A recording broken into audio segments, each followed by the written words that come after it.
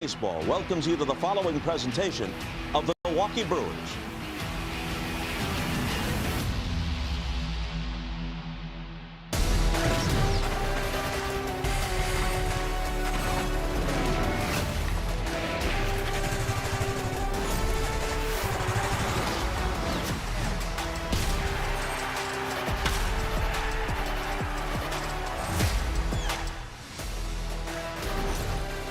Brewers TV is presented by Potawatomi Sportsbook.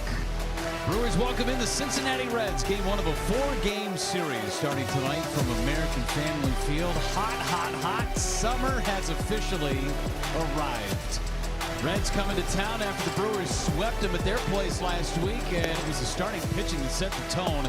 Starters did not give up a run over 16 and a third innings. Every game was decided by 2 runs or fewer. The Brewers swept the Reds. The first time the Reds have been swept in their ballpark since the 2024 season. The Brewers hit homers, they pitched great, they played great defense, did everything they needed to in that sweep against Cincinnati. Hi again, everybody. Welcome to the ballpark with Bill Schroeder and Sophia Minnaert down in the field. Jeff Levering with you. Thanks so much for being with us tonight. And Rock, we have reached the halfway point. 81 games. The Brewers with 50 wins, the most in franchise history at the midway point. And doing it with the youngest team in the big leagues, maybe one of the youngest teams the Brewers have ever thrown out there. They started out 13-13 first month, but since that time, 19 games over 500. The pitching, as you were talking about, has been outstanding. Tied for first with the Atlanta Braves in ERA. They've allowed the fewest home runs. They've only averaged about a little over 3 runs a game allowing those runs, but hitting's been good too. 4th in runs, 5th in batting average, and doing it with not many home runs. 3rd fewest home runs in all the big leagues. The defense has been terrific, 4th in that category.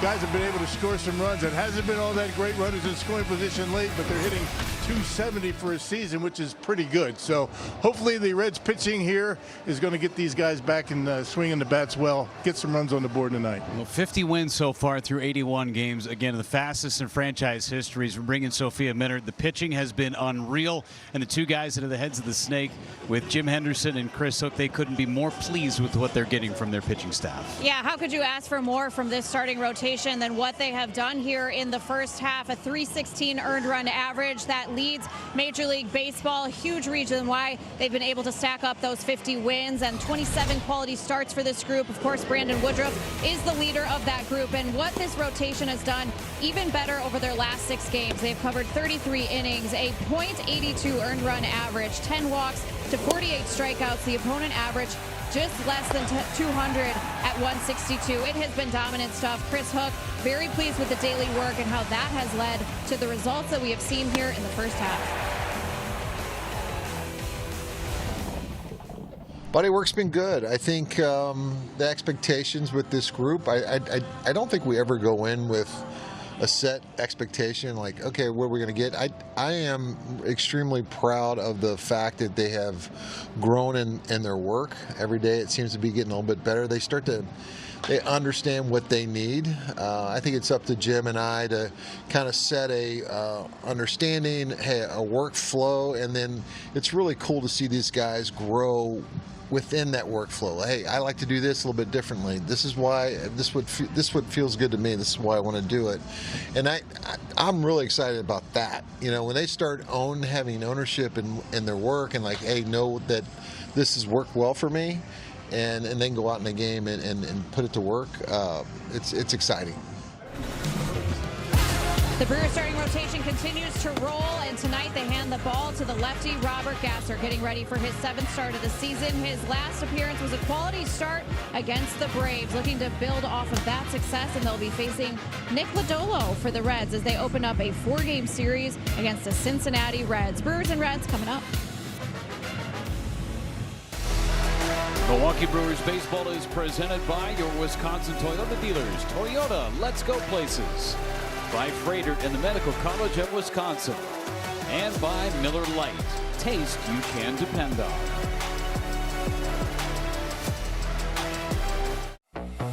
Hands up to the sky. Potawatomi Sportsbook.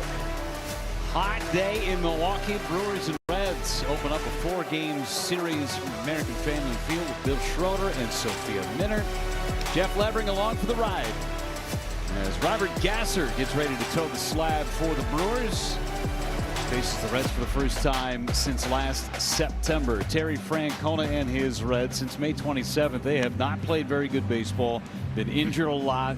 Starting pitching has been affected, the bullpen especially. But his batting order today brought to you by Potawatomi Sportsbook. Ellie De La Cruz is in the lineup today. Twisted his ankle ball game yesterday against the Pirates, but he's in there and just doing the DHing. Stuart Steer and then Blade. Myers, Marte Stevenson, Matt McLean, and then Edwin Arroyo makes the start at second base. Here's Robert Gasser, Rock. Quality start his last time against Atlanta, working on 7 full days of rest. Yeah, he was really good against the Atlanta Braves. 6 innings, 4 hits, only 2 runs in a Brewers 9-4 victory. He's been pretty good. 8 career starts here at American Family Field. He's posted a 204 earned run average. 3 of those starts have come this year. Let's check out the defense behind Gasser here today, brought to you by Landmark Credit Union. You got Churio, Perkins, and Frelick in the outfield. Ortiz, Pratt on the left side, Terang Vaughn on the right side, and William Contreras back behind home plate after a day off yesterday. Getting you set for our first pitch tonight. It's presented by Aurora Healthcare. Ellie De La Cruz is having a much better overall season. Missed about 3 weeks with a hamstring injury. Came back against the Brewers last week. Here's Gasser's first pitch. Hit foul and off we go. Just 2 out of 18 for De La Cruz since coming off the injured list. And there were a lot of people that thought that his ankle injury yesterday was a lot worse than it was. In fact, he wanted to be in the starting lineup and playing shortstop tonight. Did not want to DH. Quick 0-2 on De La Cruz. Yeah, some guys find that a little bit distasteful doing the DHing, especially a young guy like De La Cruz. Ready to work on 0-2. Ball in, 2 strikes on De La Cruz. And pretty much kitchen sink for Robert Gasser. He'll throw just about anything up at you. And fastball, low 90s.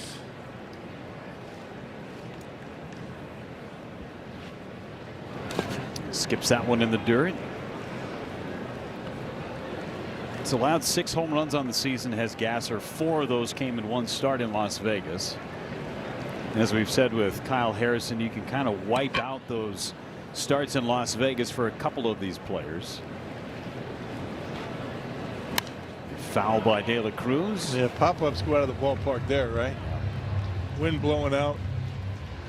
With elevation. Yeah. Despite the toughness there in Las Vegas, it was not a bad start for Gasser. He's locating much better. So hit foul off on the right side. A good battle here with De La Cruz and Gasser. De La Cruz with big power, although he does strike out quite a bit. Already 80 strikeouts on the season.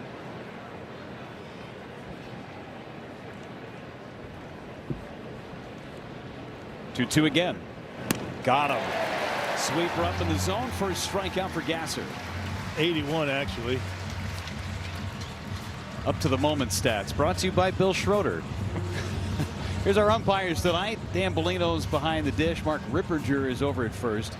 Brock Ballou is at second. Dan Merzel is at third. See, nice job, Brock. You're up to the moment. Yeah. We don't even need graphics. It's my 3rd game back. I'm on top of my game. Now Stewart digs in and takes a strike. You sit tight. You got 2 more after this one. Mm-hmm. Tuesday and Thursday. Day off Wednesday. It's an ESPN game, right?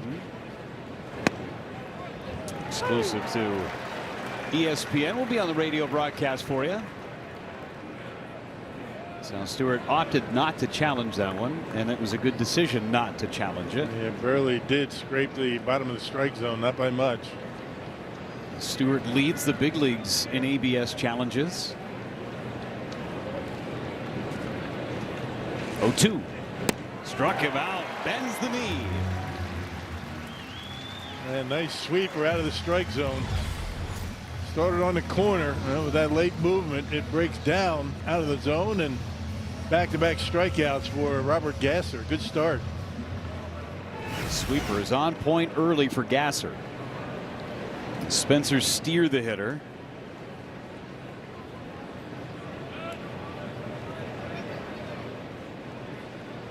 He's 2 out of 9 in the series against the Brewers. Had a 2-run homer. It was late in the game on Wednesday last week. That 6-5 Brewers victory. Held on. Fouled away by Steer. Offense has not been very good for Cincinnati so far this year, near the bottom of the league in team batting average, near the bottom of the league in earned run average for their pitching staff. It's a Reds team that was in first place in the month of April. They were winning virtually every single one-run game, but their bullpen got taxed early and got hurt. 0-2. Ball and 2 strikes on Steer. It's just tough to maintain that type of success in one-run games for the entirety of the season. Yeah, it's about the time of the year where the bullpens in every major league team need an all-star break. Steer, base hit to right. Stayed inside that sinker. First hit of the game belongs to Steer and the Reds. Yeah, good approach, taking that one to the opposite field. Sinker down, inner half, and he was thinking right field the whole way. Good piece of hitting by Steer to keep the inning alive. J.J. Bleday, the only left-hander in the lineup today for Terry Francona, was the National League Player of the Month in the month of May. June has not been as kind. He's just 3 for his last 33 at the plate, and takes strike 1.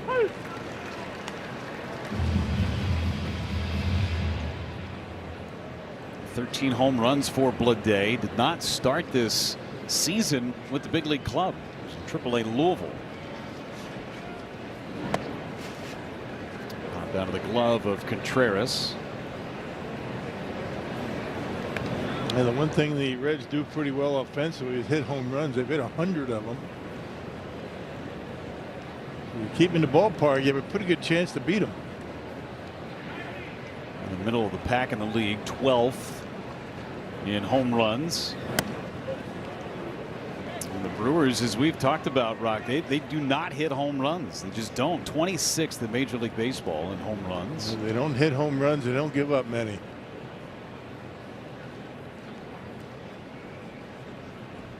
Gary Sanchez hit one yesterday.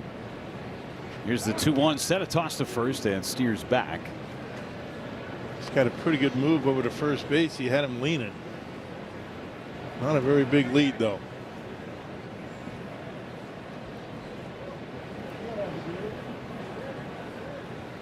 Long first inning for Gasser. Started with a long sequence with De La Cruz. Bleday takes up and in. So it's 3-1 on Bleday. Dane Myers on deck.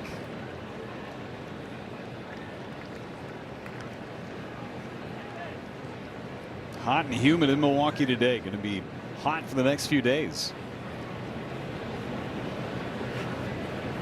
Bleday swings and misses. They went right after him. Four-seamer. Here it is. Hit it. Threw it right by him. Got that sneaky fastball, does Robert Gasser. He's got that slingshot arm action.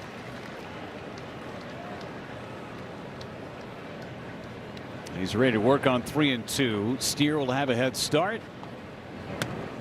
And he missed inside. Ball 4. So a base hit and now a walk with 2 away. And Dane Myers gets a chance to hit with 2 on and 2 out.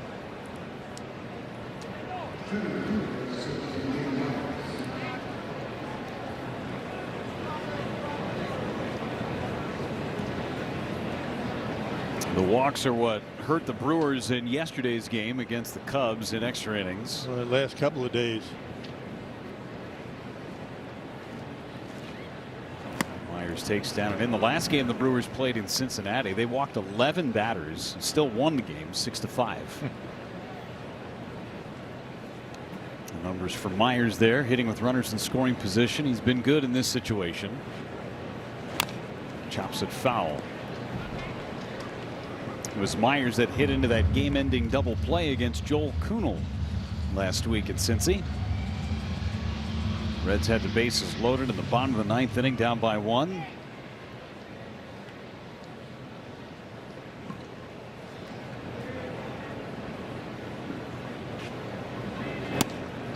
Strike on the inside corner. 1-2. Sounds familiar. Last night's game or yesterday's game, 10th inning.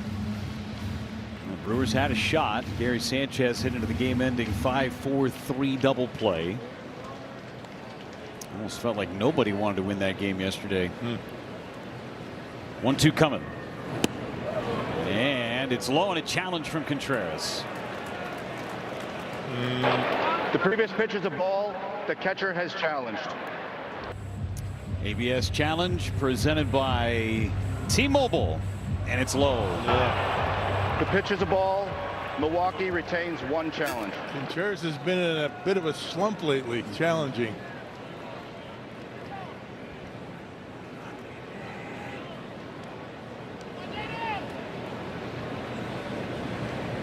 So the count 2-2. This one hit down the left field line. Chourio can't get it. 1 run scores. They're going to hold Bleday at third. It'll be an RBI double for Dane Myers, and the Brewers were less than a half an inch away from getting out of the inning. Instead, it's 1-0 Reds. Boy, 2 outs, nobody on. A couple of hits and a walk. Boy, walks have really hurt the Brewers the last couple of days. And walking Bleday, the left-hander, and it gave Myers an opportunity. He got a pitch and he hit it down the left field line. The Brewers are going to have to play from behind. First lead for the Reds all season. Wired Cam brought to you by Potawatomi Sportsbook. See that late hold from the third base coach. That's Willie Harris down at third. So second and third, 2 away for Noelvi Marte.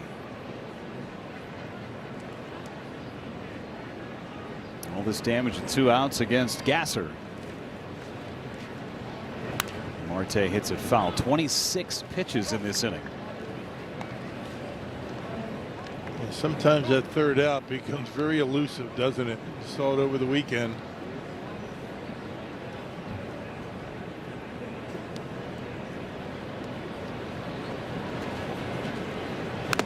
Fouled away. I believe it got off the foot of Contreras.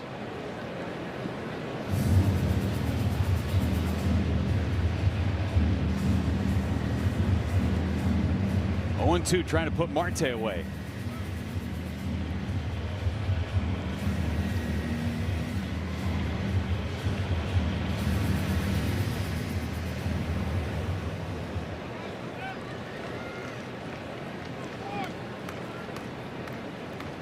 Gasser sets.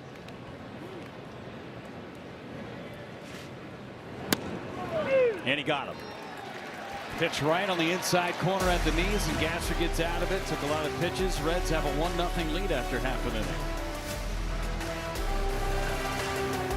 inning. Reds strike first in the top of the first inning, 1-0 as the Brewers come up. Pat Murphy back in the dugout today. Brewers trying to get some runs and hit with runners in scoring position in this series against the Reds. The starting lineup today brought to you by Potawatomi Sportsbook. Got all the righties back in there for the Brewers with Chourio, Terang, and Contreras at the top. Vaughn, Sanchez, and Perkins, Frelick, Pratt, and Ortiz.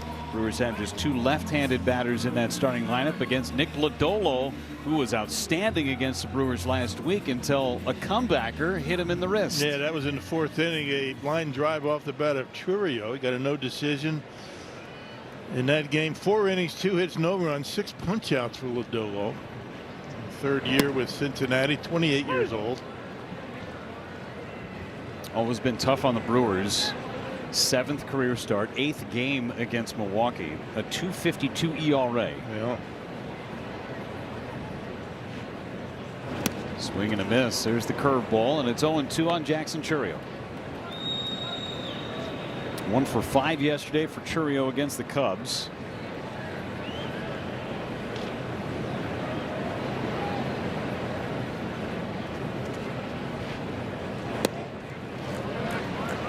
Did draw a big walk as part of that near comeback in the 10th inning.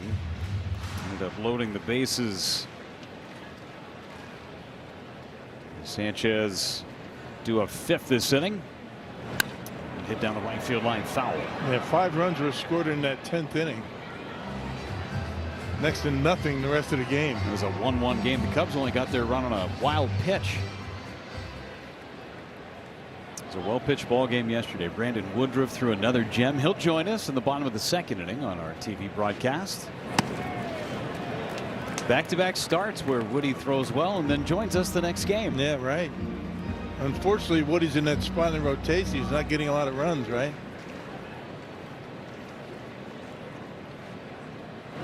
Trio bangs foul. Do it again. Just keep doing what he's doing. Brandon Woodruff, stay healthy and keep pumping in strikes. Yeah, control one batter. Control what you can, right? Job doesn't change no matter what the score is.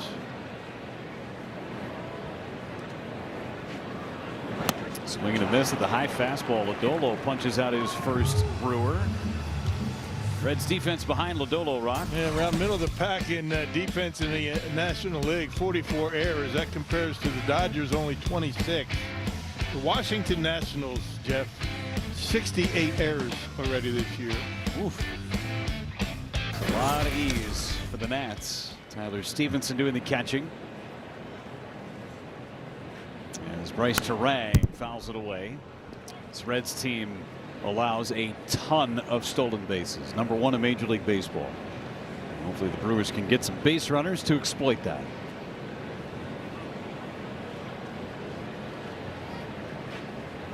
Terang takes inside. He's trying to finish the month on a high note. Had 3 hits in the game yesterday. All base hits to left. Typically a good sign for Terang.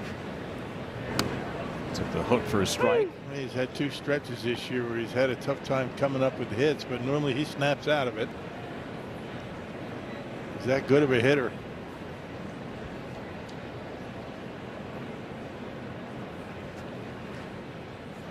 Wave and a miss. Good curveball from Lodolo. Back-to-back Ks. Well, let's check out our Miller time game plan. You got to get into that Reds bullpen. We talked about all the injuries to that bullpen. You got to get those guys involved early. Get Lodolo out of the game quickly as you can and get into that bullpen that's really been struggling. Some big question marks on what Terry Francona may do at the end of games. Top 3 guys out right now. Sounds like the Reds are going to get their closer Emilio Pagan back tomorrow, but exploit him while he's still out. Contreras got hit. Yanked that curveball and Contreras gets hit, I believe, in that ankle pad. Lodolo's got that delivery where it kind of comes in a funny angle, the fastball in particular. It looks like it's going to be down the middle, but as you know, the angle in which that ball comes in kind of ends up on the inside part of the plate to a right-hander. You probably get a lot of jam shots as that one gets right on the side of the foot. Good shot of it from our dirt cam, brought to you by Diggers Hotline. It's not so much the stuff for Lodolo, it's just the delivery that kind of, you got to get used to it. Of course, the back-to-back starts for Lodolo against the Brewers. It's very Chris Sale-esque, the way that he gets rid of that baseball. Crossfire, arm angle, all of it.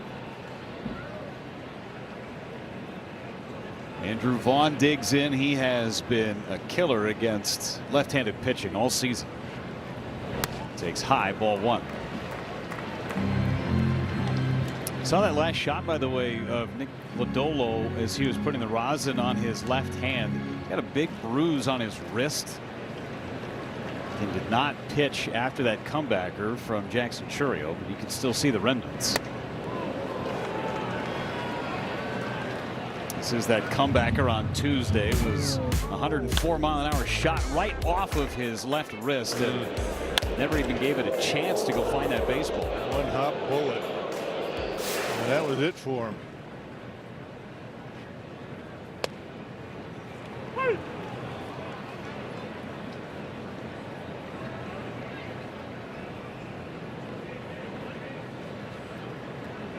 Former first-rounder Nick Lodolo, career high in innings a season ago, strikeouts.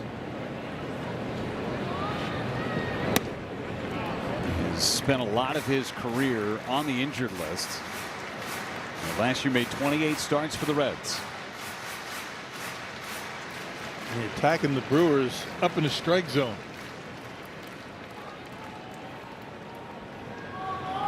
3-1 coming to Vaughn. And he fouled it away. Went changeup on 3-1. A really good pitch. Right on the corner. 2 fastballs, the sinker, the four-seamer, the curve, and the changeup. Not a hard thrower. Average velocity about 94.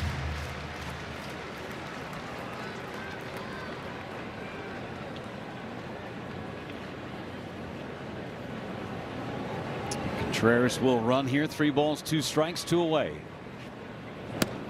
And it's inside, ball 4. So the Brewers have 2 on with 2 out. That's ball 4, presented by Feldco.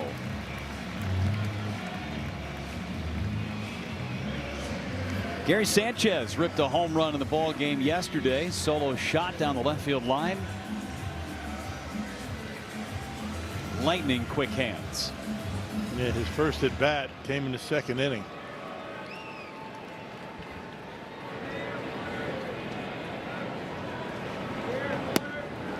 He takes low, ball 1. This is yesterday's shot we were just talking about. Came off Ronaldson. Craig Counsell stuck with his left-hander. 1 extra batter. And Sanchez made him pay. Wisconsin Lottery home run counter. That 1 run held up until the 7th inning. The Brewers had a lot of chances yesterday. The game didn't have to be 1-0 until the 7th, but you move on, try and get it done today. First opportunity with a runner in scoring position belongs to Sanchez. And it's 3-0. Solo normally not a big problem with walks. I mean, this is his 10th start, 18 walks coming in, 38 strikeouts. 3-0. See if Sanchez has a green light or if he's taking. And a rip to right, and it is caught by Marte. Takes a base hit and a run off the board. That ball was smoked by Gary Sanchez, but Noelvi Marte comes in and makes the play and keeps the Reds in front 1-0.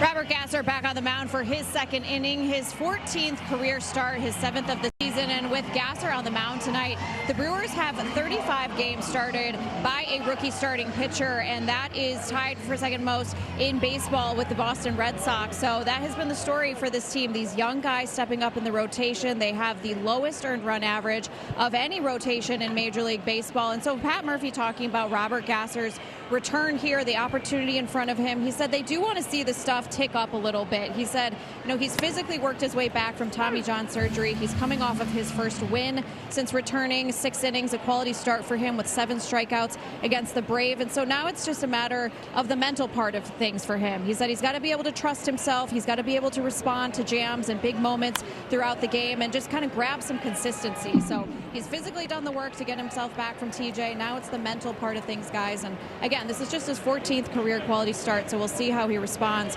after that long first inning of 28 pitches.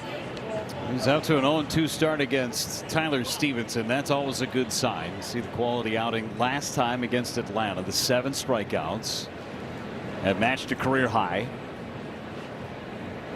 Stevenson down the left field line. It is a fair ball and up against the wall.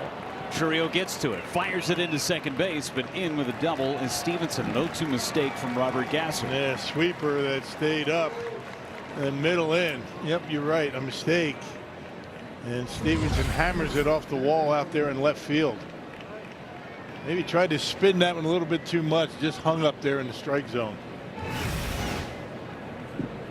Leadoff double. Second double allowed by Gasser. Trying to pitch around that with McLean coming to the plate.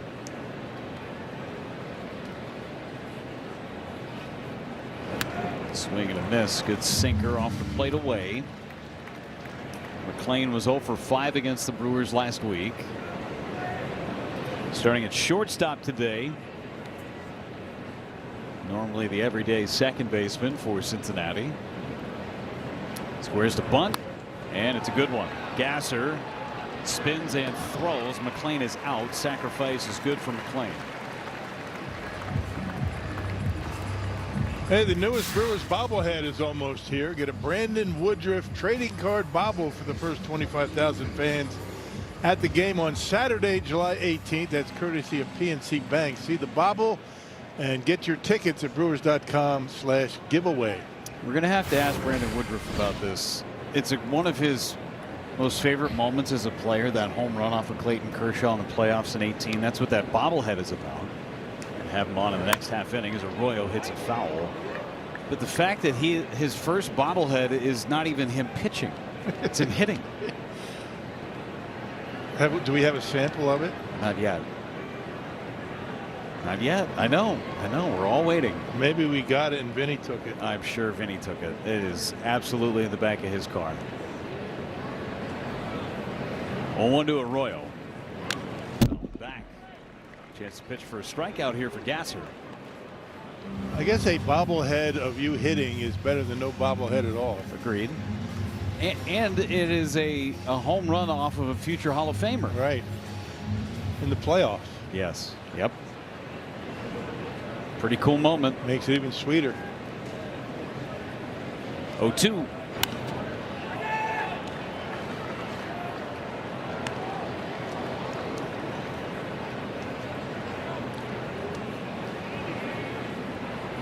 Edwin Arroyo, switch hitter, batting from the right side of the plate. 4 for 6 against the Pirates over the weekend. Popped him up right side. Vaughn makes the play.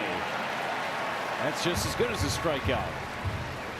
2 away, back to the top of the order. But first, a word from Auto Owners Insurance.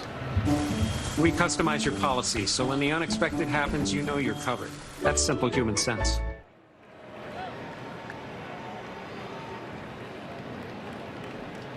So 2 gone. De La Cruz struck out his first time. No problems getting ahead for Gasser.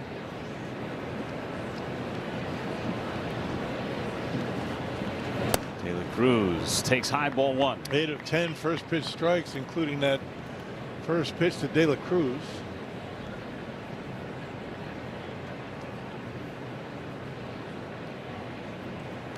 Three strikeouts in that first inning for Gasser, and a ground ball to second base. Terang throws him out, and Gasser works around that leadoff double. Brandon Woodruff will join us when we come back.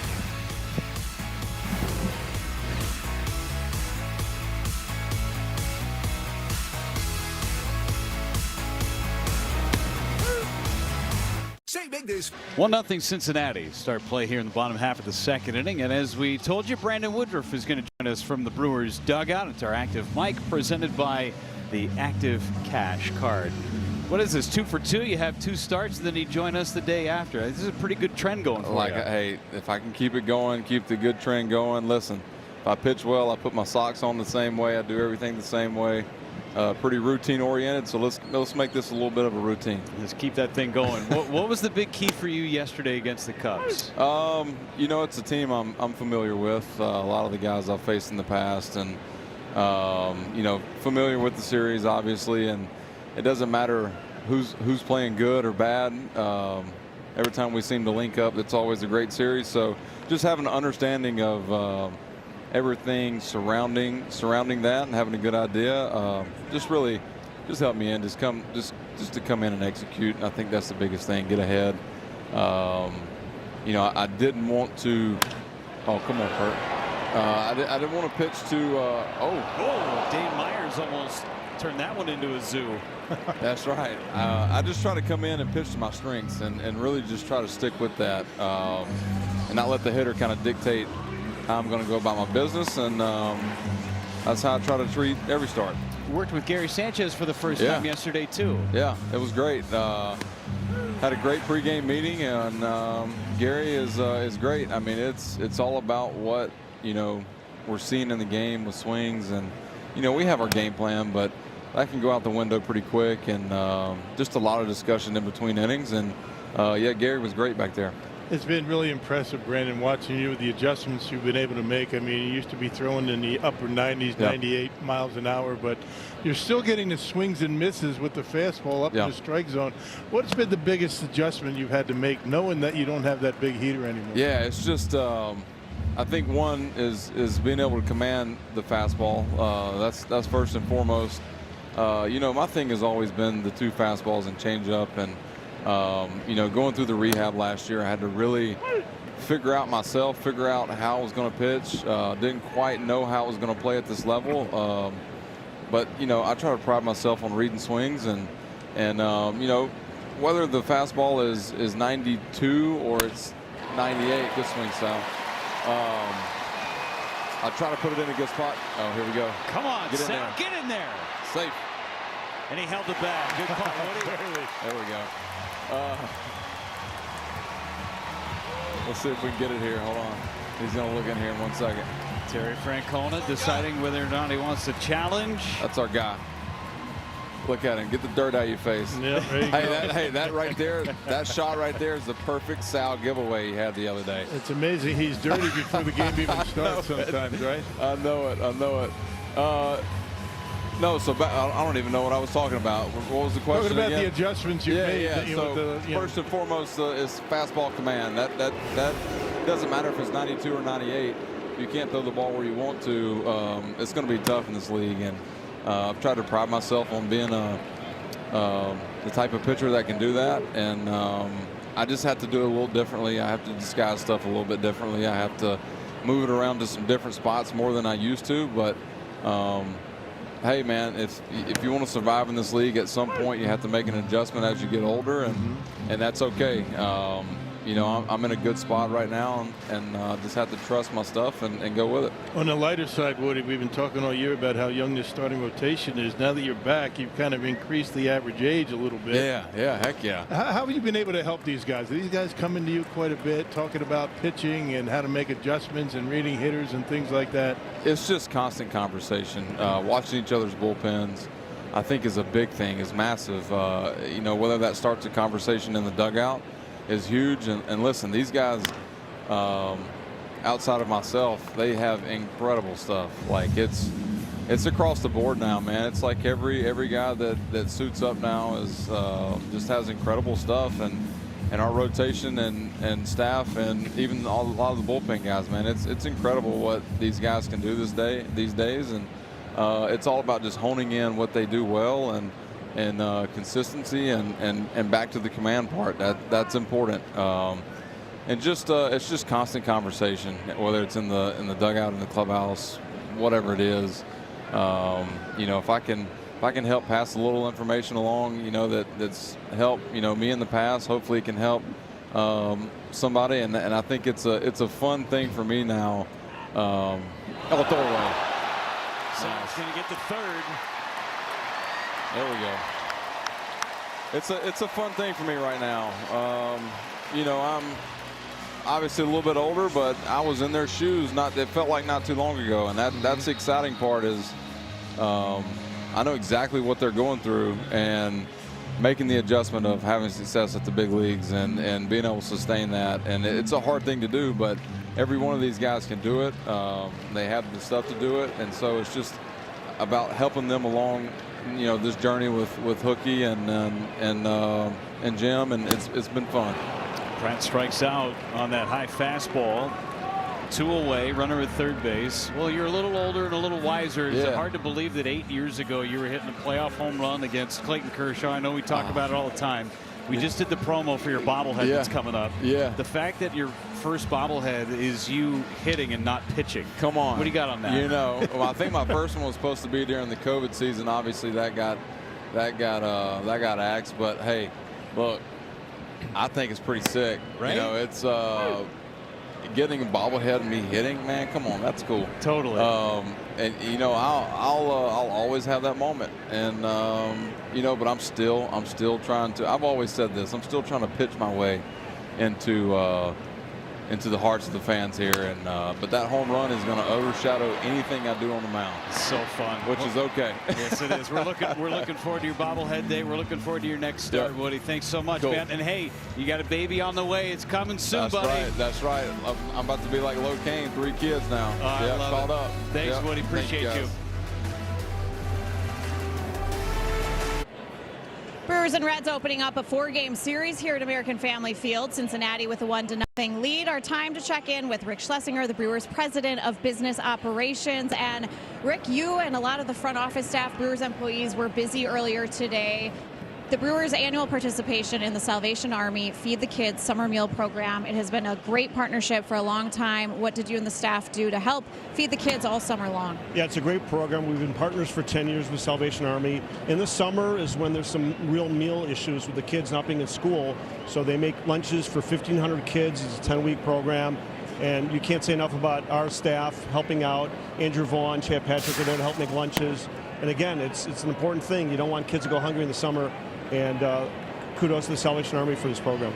Yeah, more than 600 lunches were made by the Brewers here today. Those will be distributed at Salvation Army sites around the city, so great effort there. And Rick, hard to believe it's our final homestand here of the first half. It's been a lot of fun here, obviously. Some great games coming up here with the Cincinnati Reds, and Thursday, $1 Hot Dog Day, but also a special promotion around Jacob Mizorowski and his complete game shutout. Yeah, the 15 strikeout shutout, the Maddox. As they call it, 20,000 people will get a T-shirt celebrating that. $1 hot dogs, great pitching matchup on Thursday, so we think it's going to sell out. Tickets are going fast, but it's going to be an epic pitching performance that we expect. Yeah, it should be a lot of fun, and it'll be the final home game. That's Thursday, July 2nd, day game. First pitch at 1:10, and guys, it should be a lot of fun here all week. Got the Brewers and the Reds, divisional matchups. That Mizorowski Chase Burns game on Thursday is going to be electric. It's going to be lighting up that speed gun. And Mizorowski 9-3, Chase Burns 9-1. We should be keeping track of how many pitches are under 100 miles an hour. Be a lot less counting. Yes, it would. Miz was great in his last appearance. There's Chase Burns. Could be an all-star for this Reds team at the midway point. Spencer Steer base hit his last time up. Leadoff man is on for a second straight inning against Robert Gasser.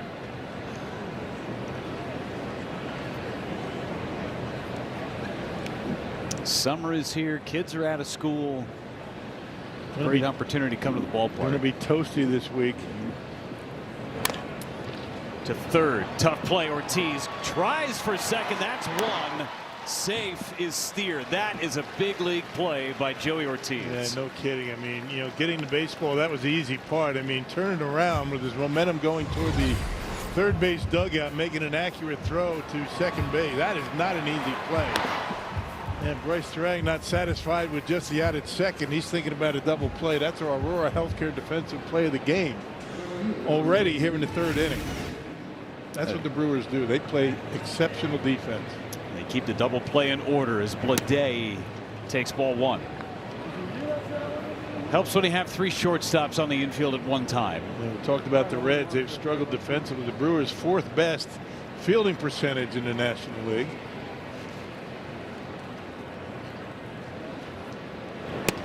Blade ahead of the count, 2-0. When you combine that with very good pitching, that's why you have 50 wins at this point. Offense can come and go, but as long as your defense and your pitching stay consistent, you're going to win a lot of games. That's what the Brewers have done for the last decade. Pitch, 2-1.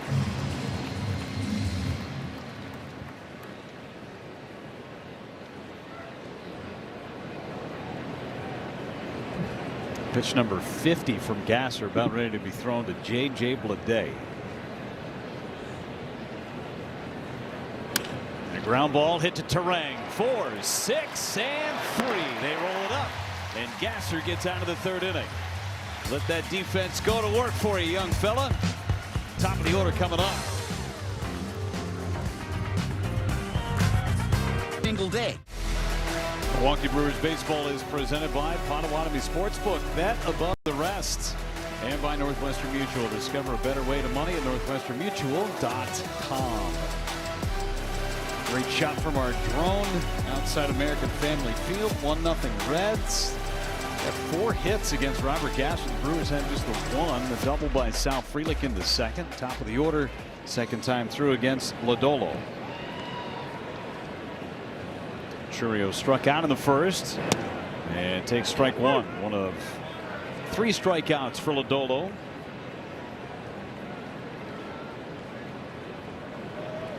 Gasser has been much more efficient in the last couple of innings after a 28-pitch first.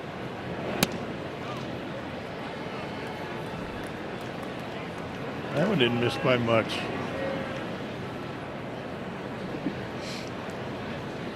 I'll tell you, with the ABS system, these umpires' strike zones are a lot more tight, almost daring you to challenge, or a catcher to challenge too.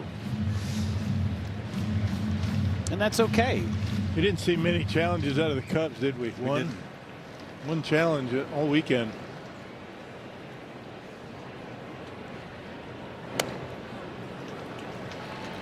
It's a Reds team that doesn't challenge all that much outside of Sal Stewart, who's their third baseman. Gary Sanchez is second in Major League Baseball in ABS challenges, which is amazing considering he doesn't play every day. Right. And he's right most of the time. Hit foul on 3-1. I mean, Contreras has been pretty good this year, but he's in a bit of a slump as far as challenges go.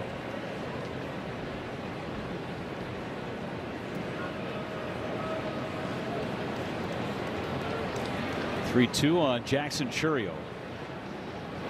And he draws a leadoff walk.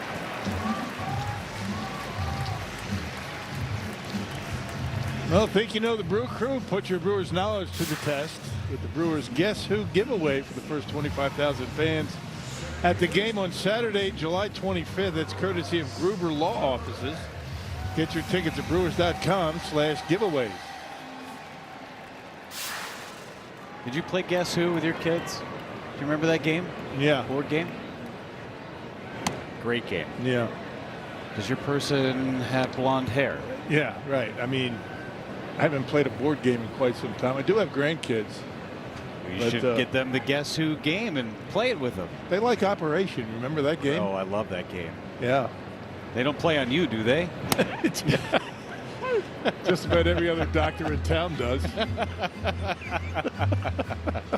Hey, that's my funny bone. Hey. Hey.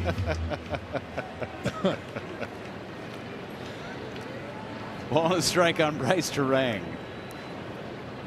It's up and in, 2-1. I loved Guess Who growing up. It was great. Guess Who and Uno. Uno, big still. fan. Yeah. Big fan.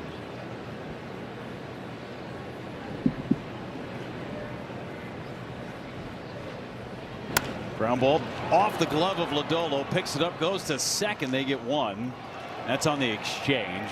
Out is completed. McLean dropped it on the exchange. Might have been a double play had Lodolo kept it in the glove, but once he dropped it, no chance of that.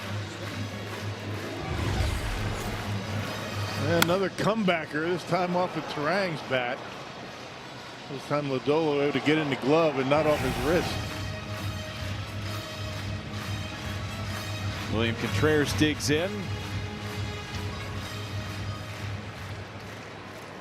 He was hit by a pitch back in the opening inning. Brewers have had a man on in every inning so far.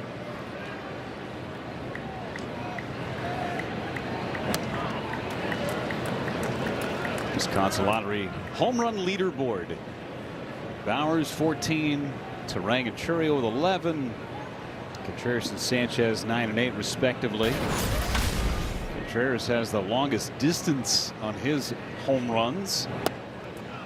He's hit some tanks.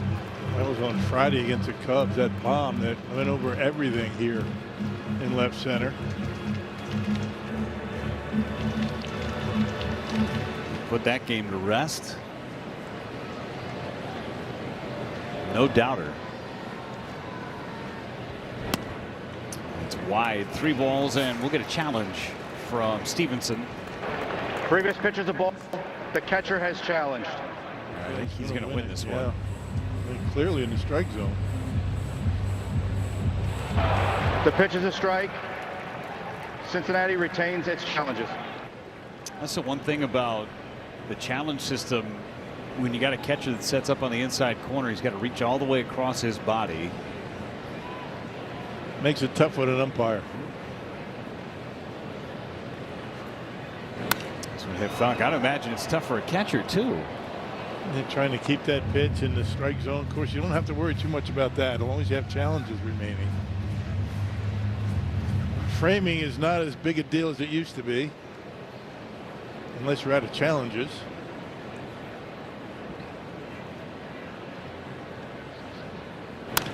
That is a double play ball. 4 and 3. So Arroyo turns the trick. We go to the 4th inning. 1-0 Reds. Taking a ride on a roller coaster of a roof on our drone cam. That's brought to you by UW Credit Union. Now we're up over the top. I love that shot. Up and over the top of American Family Field. Robert Gasser gets back to work. 50 pitches on the nose for him as he faces Dane Myers. And he pops up a bunt foul into his own dugout. Pretty good contact there. Say exit velocity there. A rocket. Barreled it up. Dane Myers will use his timeout.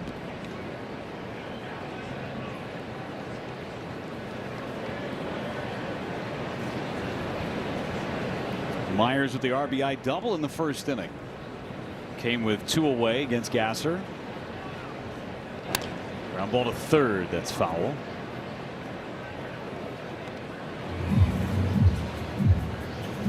And that's that cutter that time. Good pitch for him. Ate him up inside.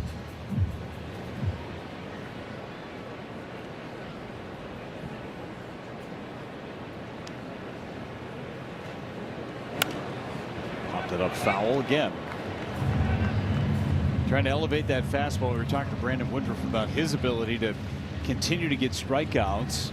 Decreased velocity for him, but still that fastball's got that late life. And it's a good combination, you know, when you're able to throw fastball up and change up down.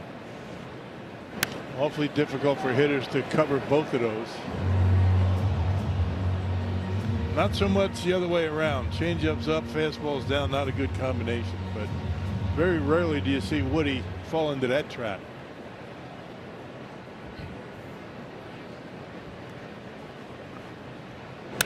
Myers into center.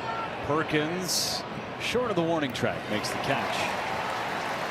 One away in this top of the 4th inning. Let's check out tonight's Allstate Good Hands replay. Last out against the Reds September 28th of 25. Sealed the franchise record 97th win. Hey, it was Perkins who made the catch there. First time in franchise history of 97 regular season wins. Let's see if the Brewers can eclipse that this year. On pace for 100. Ground ball to short. Pratt stays down. Throw is high, but Vaughn stays on the bag to get Marte. And we were talking about fastest for the Brewers to 50 wins this year. Remember in '87, team streak started out 13-0. Still not able to get to 50 wins at the All-Star break. We're at the halfway point. Team streak went both ways that year. Lost 12 straight in May. And the Brewers since the end of April have been the best team in Major League Baseball record wise. They started out 13-13, and since that time they have not looked back.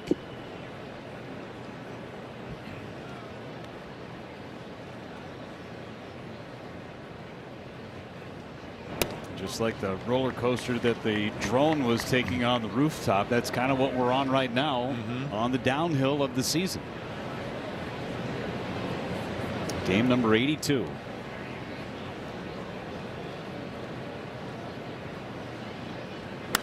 Fouled away by Stevenson. And think about the way the season started last year, right? Everybody throwing dirt in the Brewers after the first, 4 games.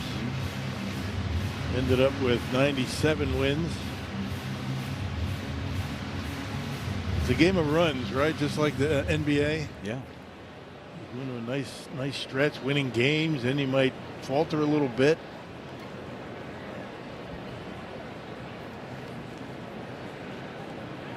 One, 2 fouled away. Don't let those highs get too high and the lows get too low. Let's see, everybody wins 62 games. Everybody loses 62. It's what you do with the ones in between. Separates the good from the bad.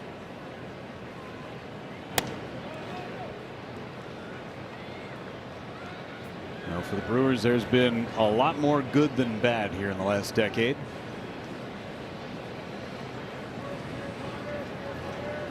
Looking for a 4th straight division championship.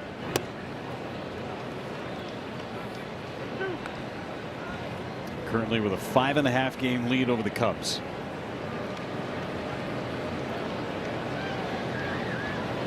Still a ton of season left. Brewers don't see the Cubs until September again. 3-2 to Stevenson. Ground ball right through the wickets of Gasser out to Terang. And it's a 1-2-3 inning for the first time tonight for Robert Gasser.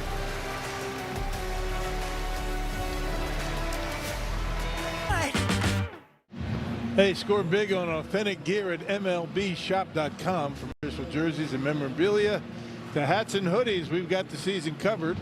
Visit MLBshop.com/Brewers, the official source for your Brewers gear. Celebrating maybe the oldest Brewers fan out there, Jane Spicuzza, 103 years old, watches every single game.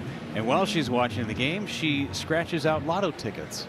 So she's probably watching the game right now and scratching. Her granddaughter Sarah was letting us know that she was coming to the game today and had the sign out for Jane. Fantastic. Good for her. Thanks for watching the Brewers each and every night. We hope you win the lottery. Can you imagine how many lotto tickets that is? You're watching every game and scratching out a lotto ticket. It's a lot.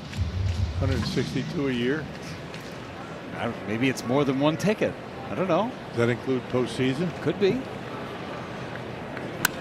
Vaughn into left center. Myers back. And he reaches up. He makes the catch and hammers into the wall. Oh my goodness gracious. He is down. He held on to the baseball. And he is in a world of pain. Boy, he ran hard into that wall without able to protect himself. Not sure what he hit. Shoulder, head, maybe both. Goodness gracious, what a catch. Wow. He was going full bore into that fence. Giving himself up for the out.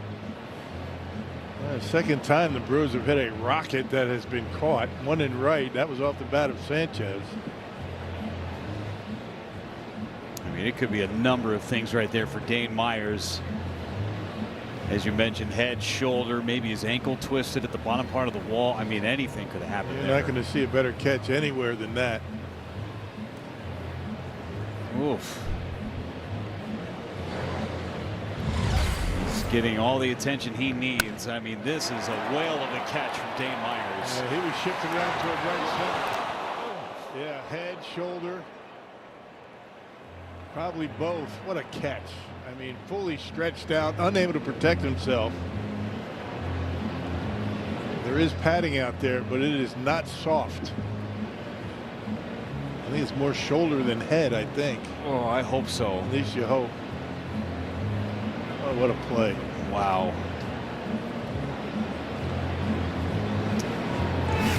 My goodness. And right now just being stabilized, and the wall is opened up down the left field line. Looks like they're going to bring the cart out.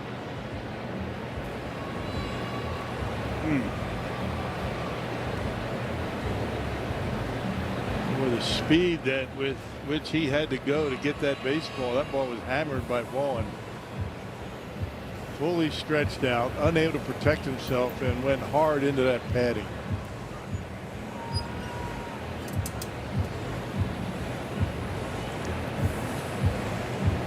Unbelievable catch.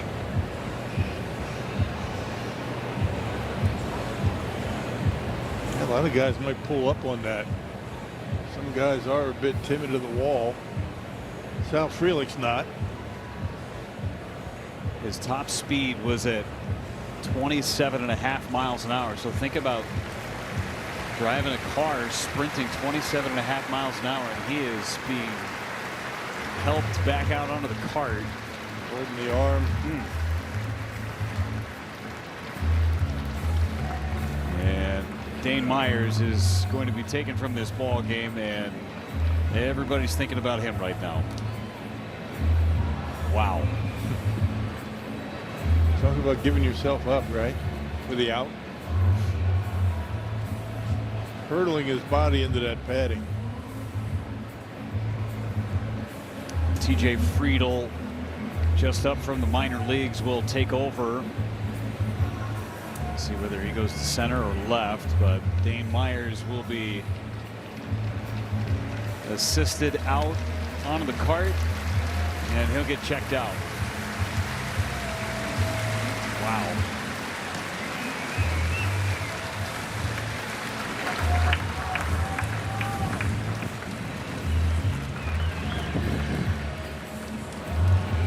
And the fact that he was standing, walking under his own power, that's a good sign in itself. Yeah, it looked like the head was safe, right? Wow. And they'll check him out. Shoulder, head. Maybe look for concussion. Or check for it.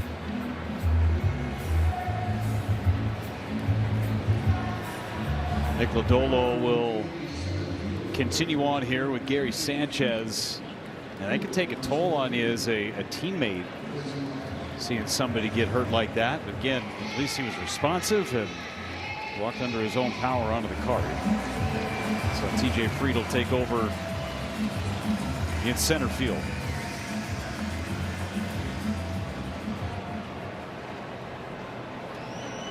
Sanchez hit a liner out to right that was caught. Came in the opening inning with a couple of men on base on a 3-0 count. Took a nice diving catch by Noelvi Marte in right. Keep the Brewers off the scoreboard. Down and in, nearly got him in the foot.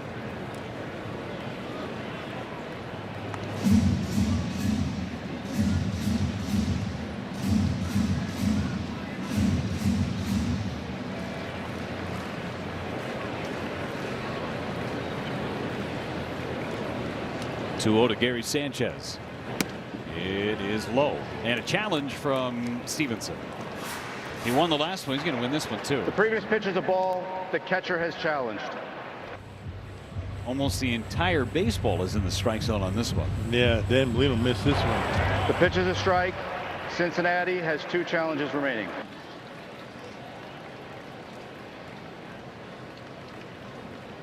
Two for two for Tyler Stevenson tonight.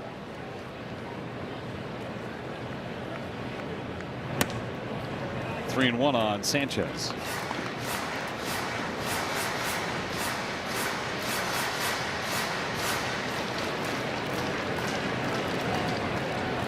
And time used by Sanchez granted.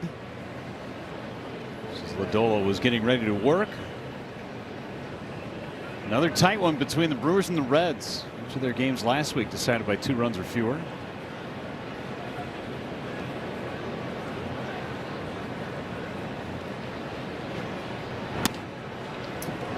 A strike, and Sanchez with a challenge on his way out of the batter's box. Previous pitch is a strike, and now the batter has challenged. I don't know. Man. And if Sanchez is wrong, and he is, the Brewers have no the pitch is a strike. challenges Milwaukee left. has no challenges remaining. Nothing left, and we're in the 4th. Brewers have had a tough time with challenges the last 3 games. A pitch cast brought to you by Hyundai. Now 9 out of 23 in challenges, and that's ball 4.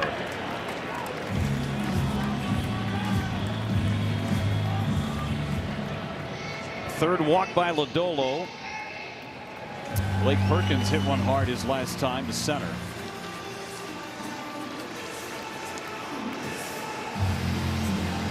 Perkins coming into the game 8 for his last 20 in his last 11. Swinging a bit much better. Starting to barrel it up a little more often. Especially from this side of the plate. Yeah. Certainly when he gets his starts against lefties. Month of June has been good for him. Hit that homer here against Christopher Sanchez of the Phillies. This looks like he's a much more confident hitter up at the plate. I mean, success will do that for you. Taking pitches, he looks like he's more comfortable up there.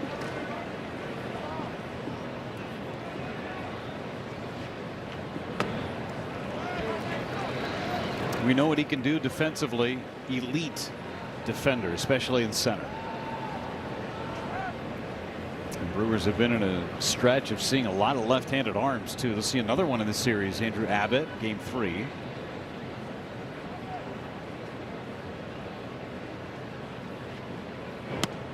Laid off the changeup. See, that's the kind of pitch that if you're feeling good at the plate, you lay off. You see it, you're waiting back, and the more you wait back, the better chance you have of taking those pitches that are off the zone, especially those changeups. Ground ball, foul outside of third. And those are the pitches that he was swinging at early in the year.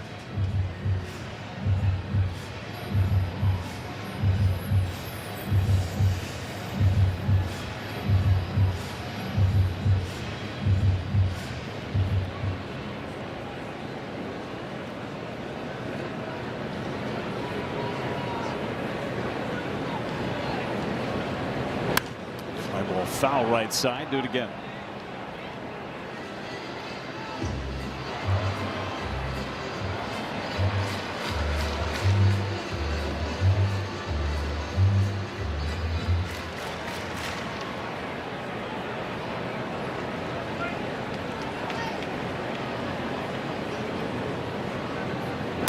Perkins again fouls it away.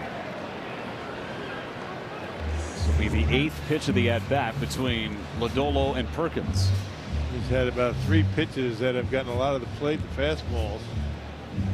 Just a little behind him.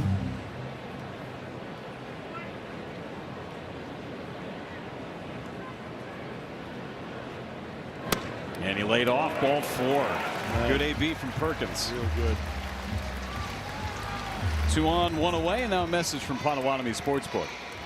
When Potawatomi Sportsbook invited me, John Kuhn, to be their spokesperson, I had to join the team. Yes! Yeah! Potawatomi Sportsbook. Your sport, our stadium.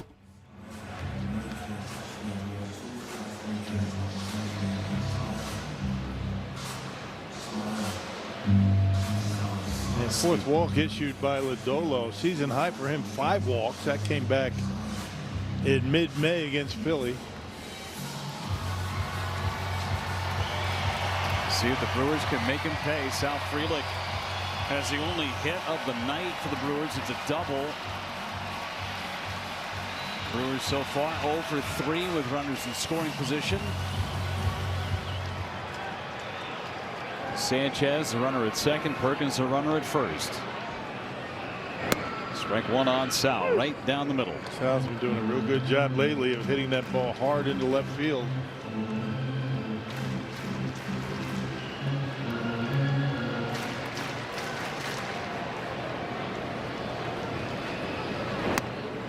It wide, a ball and a strike on Frelick.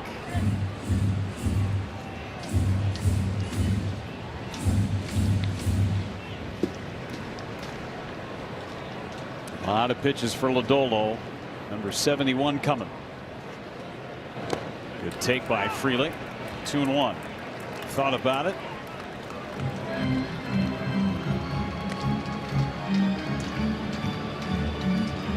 Coming into the game, Frelick hitting .306 in the month of June. He now has 7 doubles this month. He had 5 doubles all season coming into June. Liner to left, but right at Leday. That's too bad. That's what we were talking about. Really good contact going to the opposite field lately. And that bodes well, lefty versus lefty. Thinking opposite field the whole way. 94 right down the middle, and he hits it hard into left. Good approach. Third cam brought to you by Diggers Hotline. Now it's up to Cooper Pratt. Struck out on a high fastball in the 2nd inning. And takes a strike. He's seen a steady diet of high heaters recently.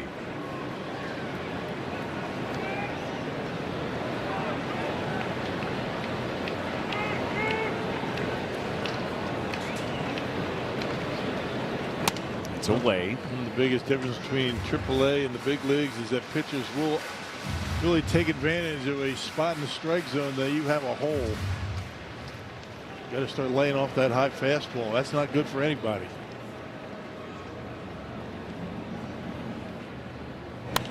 Fly ball, shallow center, got it off the end of the bat. Arroyo's out, Friedel's coming in, he makes the catch. Brewers had another scoring opportunity. They're 0 for 5 with men in scoring position now. 1-0 Cincinnati, top half of inning number 5. Statcast powered by Google Cloud. Robert Gasser so far, first 4 innings, first pitch strikes, 16 of them. That's good. Get ahead, stay ahead. Yeah, one mistake. That was the Myers in the first inning. He hung a sweeper. Other than that, he's been able to work himself out of trouble. This is high on McLean. Just talking about first pitch strikes, but ball 1 there. She is having the time of her life, huh? Just laughing and eating pretzels and nachos, funnel cake. McLean into left center. Perkins casually in front of the warning track for out number 1. It's more of an ice cream night, isn't it? Yeah. The soup of the night was beer cheese soup. That was a pass for me. Yeah, me too. Roughly the surface of the sun outside, so that seemed like a bad decision. More salad and wings. Yeah. How about a helmet full of nachos? That's good on any kind of weather. With that beard too. We could get Tim Dillard's strategy on how to eat nachos out of a helmet with that kind of beard. Well, some gets caught in the beard, you save it for later. Right, of course. Yeah. Leftovers? Yep. There's Tim. We found him. Love the glasses, don't you? The orange. Don't leave home without them.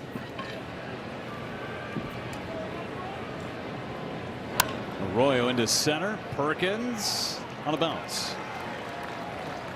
1 out single for Edwin Arroyo. His 5th hit of the road trip. 5 out of 8. Fastball up in the zone, 91 miles an hour. And we're able to center on it. What we're seeing lately, a lot of hitters swinging high fastball. And a lot of the times, high fastball out of the zone. Ellie De La Cruz. High fly to left. That is a problem. And it's gone for De La Cruz. His 13th home run makes it 3-0 Cincinnati.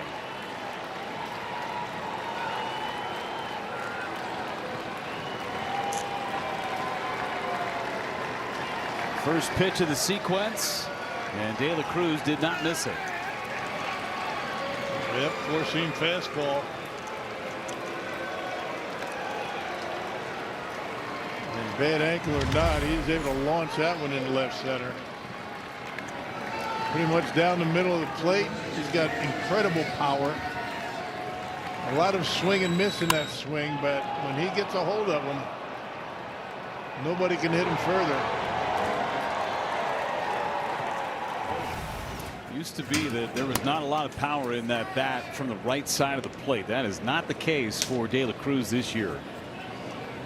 He has turned himself into a very complete hitter from both sides. Sal Stewart takes a strike. That's what happens when you've been in the league a few years. You learn yourself, you learn the league. Everybody develops at a different pace.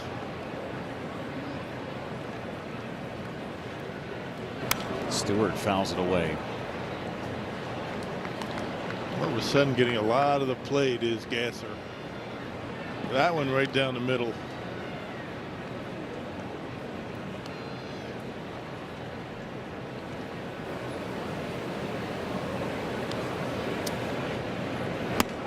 Struck him out. High fastball. First strikeout for Gasser since the first inning. 2 away for Spencer Steer. Once again, right? High fastball out of the zone.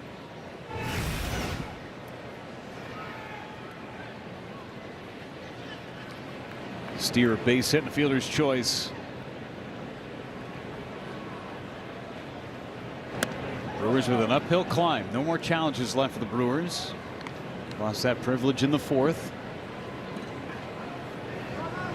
They'll have 9-1-2 scheduled against Lodolo. The pitch count for Lodolo is 75. As you mentioned in your Miller Time game plan, Rock, try and get into that bullpen. Well, that's not automatically going to get you runs.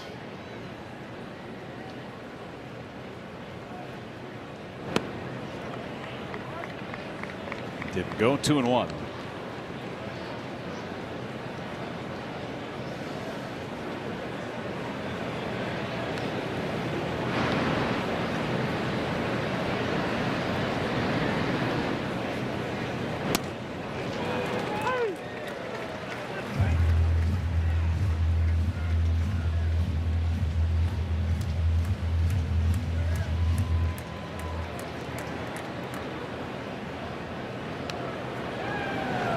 Two coming back on Spencer Steer. Popped him up for Bryce Terang in shallow right. Inning over. Ellie De La Cruz, 13th home run of the season, makes it 3-0 Reds. It's Answers now at the Home Depot. Back at American Family Field, and earlier today, a terrific effort led by William Contreras, Jackson Churio, and field coordinator Nestor Corredor as they held the United for Venezuela emergency relief effort event. They have partnered with Forward Latino, Blessed Sacrament Catholic Church, and Our Lady Queen of Peace Parish to collect items to send back home to Venezuela after the 2 catastrophic earthquakes that have affected them over the last couple of days. And we've seen, William and Jackson with their own tributes to Venezuela, but to come together and host this type of community event. And guys, the majority of the team participated this and going out and buying their own donations to bring over to the event. And they were there, Abner Uribe, one of them, packing up boxes, packing up food, all the items that people were bringing. And both Jackson and William and Nestor shared with me earlier today, they were absolutely blown away, not just by the support of their own teammates who were there sweating it out and working with them, collecting everything, but also just the way that the community showed up. There were lines of people out the door to bring donations, and these donations will be ongoing all week long. So they are collecting non-perishable food, bottled water, sleeping bags, blankets, tents, backpacks, gloves, boots, shovels, things that can aid the rescue and recovery efforts there in Venezuela. So again, those donations are ongoing. You can drop the items off at the churches from 9 to 3 p.m. basically until Friday, and then those donations will be shipped to Miami and then on to Venezuela. So very well done by those guys. They've been playing with heavy hearts, but doing the right thing, collecting all these items, and certainly putting their foot forward to help their home country. Outstanding work by the organization, by the players, by the community. How about the community, Milwaukee community? Very generous folks. I mean, heartfelt. I mean, showing up and giving up their time and bringing things together to help the folks in Venezuela. And it kind of gives you a sense. I mean, these guys are human beings, and they have things that they're going on in their lives that affect the way they play sometimes. Fly ball to right, caught by the right fielder Marte. We all have good and bad days, right? And sometimes it affects our performance. Same thing with those guys. Not an easy thing to do. Separating the personal life from the professional life. Sometimes we lose sight of that. A great moment it was on Friday when William Contreras hit that home run with Jackson Churio on base as Churio fouls it away. Contreras had the message written on his chest protector that night. Tearfield post-game interview. Just a great sign of emotion from William Contreras. It's so difficult to try and separate the two things. But the game goes on, right? You have to figure out a way to do it.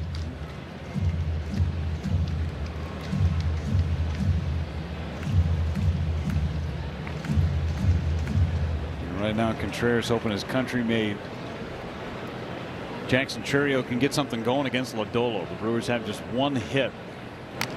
Fouled away. It's 1-2. Yeah, South Frelick's double in the second. And they've hit some balls hard, but it has not led to anything yet. Yeah, some great outfield play by Cincinnati.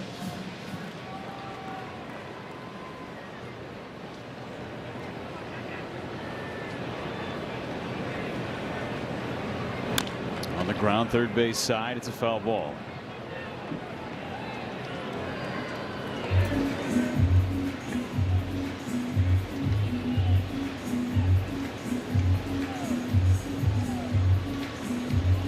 Taking his time getting back into the batter's box.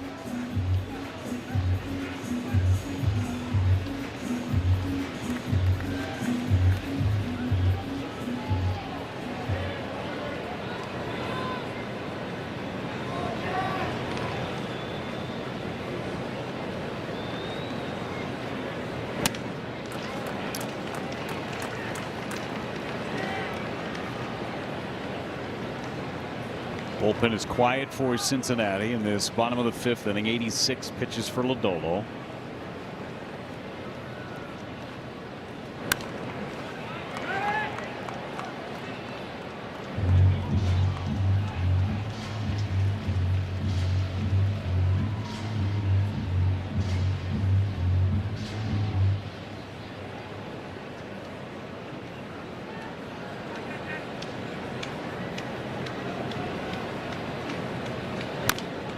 Another foul by Chourio. Yeah, doing a great job fouling off some tough pitches. That was a changeup that time. It was out in front of the curveball, so Lodolo goes with the changeup.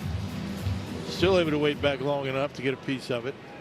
For a guy who's typically very swing happy early, seen a lot of pitches tonight. Fouls another one away. At 22 now. Next pitch.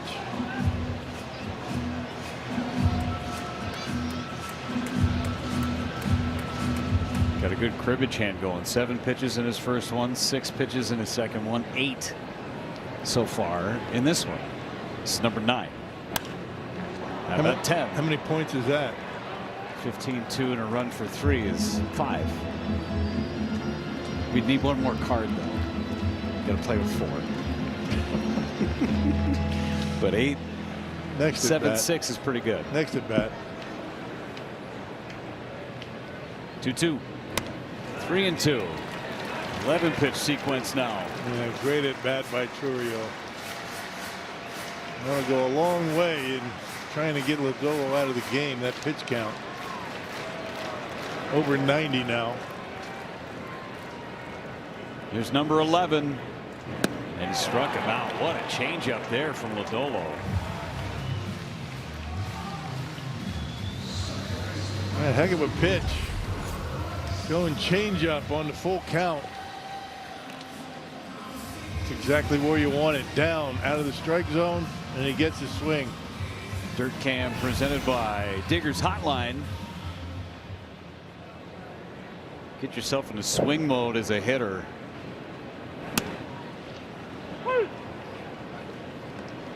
That's Petty getting loose. 93 pitches and climbing for Lodolo.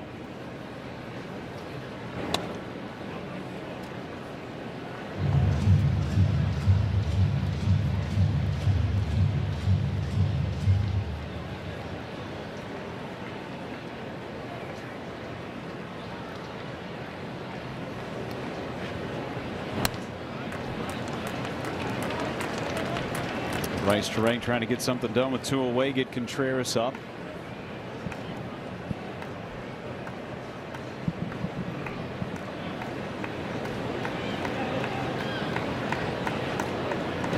Ground ball back to Lodolo.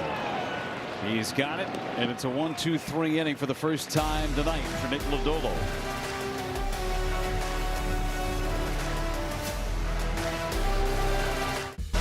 Milwaukee Brewers baseball presented by Prevagen. Prevagen made for your brain. And by the Wells Fargo Active Cash Credit Card. Earn 2% unlimited cash rewards on purchases. Terms apply. 3-0 Reds. 2-out RBI double by Dane Myers in the first inning and a 2-run homer in the 5th by Ellie De La Cruz. Robert Gasser back to work. 77 pitches for him. A couple of lefties scheduled, starting with Blade, then TJ Friedl, who replaced Dane Myers after that collision in deep left center field. Nick Lodolo more than likely done for the day. 96 pitches, 5 scoreless, 1-hit innings. Another really good start against the Brewers, huh? Yeah, he went 4 innings, 2 hits last time with 6 Ks and only 1 walk. Yeah, but overall in his career, a 2.52 ERA against Milwaukee. This being his 6th start. O'Day fouls it back. Brewers just have not figured out Lodolo the last couple of years. Let's see if they can get to the bullpen as this game progresses. Down by 3. Popped him up. Foul territory. That'll get in the seats.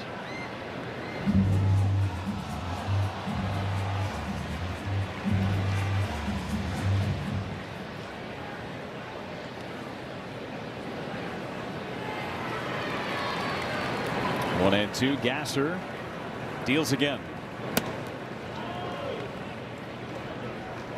Talking about Lodolo and how well he's pitched, I think it's been a pretty good pitch. Pretty good appearance for Gasser as well, except for that home run he allowed. The first pitch ambush from Ellie De La Cruz. There's a liner into center. Perkins fields it on a hop. Let's check in with Sophia downstairs. Injury report, Logan Henderson. Yeah, our Freighter Medical College of Wisconsin injury report. Logan Henderson is working his way back and made his minor league rehab start with the Nashville Sounds last night, and it was a good line for him. 3 innings, 1 hit, no earned runs, 7 strikeouts for him on 50 pitches. So good news there for Logan Henderson. Pat Murphy shared with us he will likely make 1 more appearance, just continue to build that pitch count up a little bit, get him through another one, and could rejoin the team before the All-Star break. Remember, as they continue this long stretch, 18 games in 17 days heading into the All-Star break. Thank you so much, Sophia. Good to have Logan Henderson on the mend. The Brewers currently going through a 6-man rotation. When he comes back, maybe throw one of the starters back in the pen, bolster the bullpen a bit. Friedl nearly got clipped. As we talked about, this point in the season, right before the All-Star break, is when every team needs those 3-4 days off, particularly for the bullpen. These guys all have been worked quite a bit. So Chad Patrick loosening in the Brewers pen. Friedl on the ground, foul. It's 48 games in the big leagues this year for TJ Friedl. He's the leadoff man last year for Cincinnati, but this season hitting just 175, just up from the minor leagues. Yeah, 8 runs batted in is all. Tough to do it year after year after year. The league catches up to you.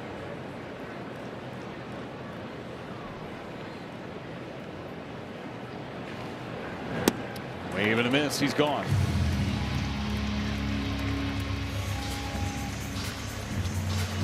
That's a good sweeper that time. Started on the corner, ended up down out of the strike zone. Not even close. 5th strikeout for Gasser. Now Marte.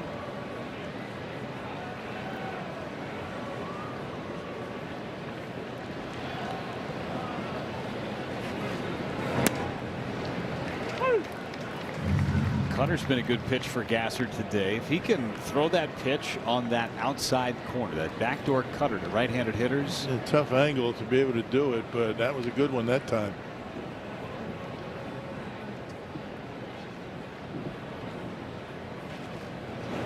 And then you back that on the other side of it. Backdoor to sweeper. And for a right-handed batter, Rock, I mean, you could speak to this. You feel like that pitch is going to the opposite on deck circle and it ends up on the corner. Can't give up on it, right? You try and see the spin out of his hand. If it starts a little bit off the plate, you got to stick with it.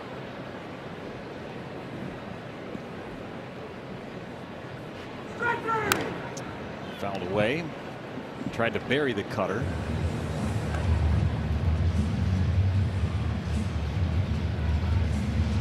Long first inning, but he's been great pitch count wise since then.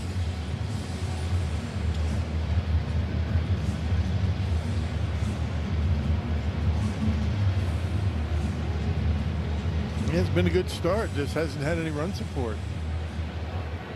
Margins have been thin for this Brewers pitching staff as of late.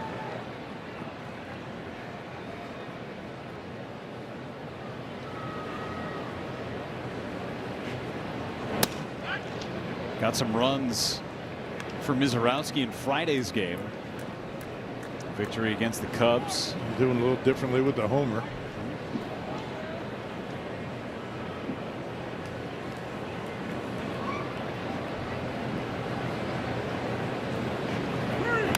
Fouled back again by Marte. Scored 6 against these Reds Wednesday night. Back in Cincinnati, but again, few and far between. Trying to shut the Reds down.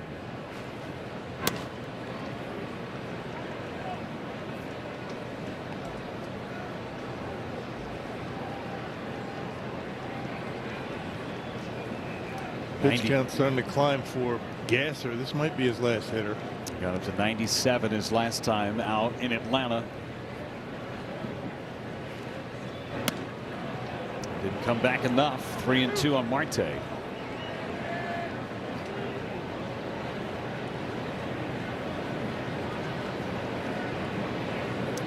Tyler Stevenson, a right-handed hitter, on deck. Chad Patrick is ready in the Brewers' pen. Runner stays, and it's lined down the left field line. Foul.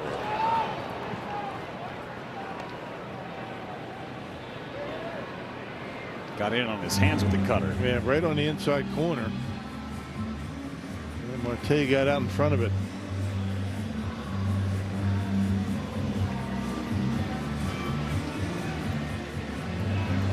That sunset. Surprised you can't see the heat waves from the drone.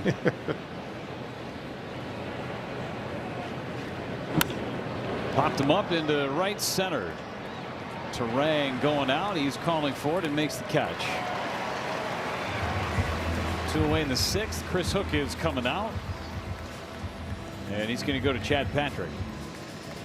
So 5 2/3 innings. Quality innings from Robert Gasser. We'll put the baseball in the hand of Chad Patrick. See if he can get Tyler Stevenson and end this 6th inning. 3-0 Cincinnati.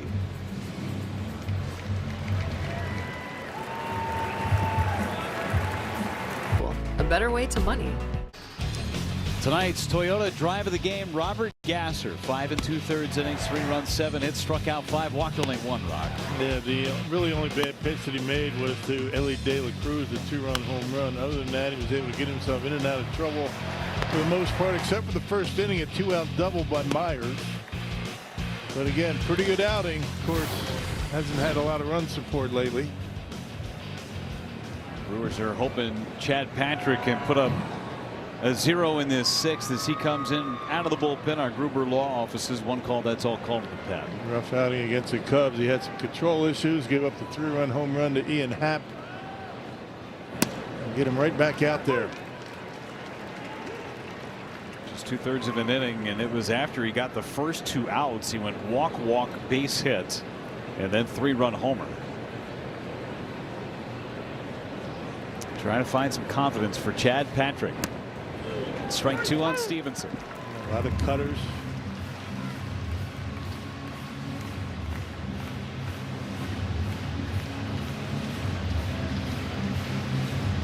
Chad has been such a vital piece of this Brewers pitching staff for the last couple of years.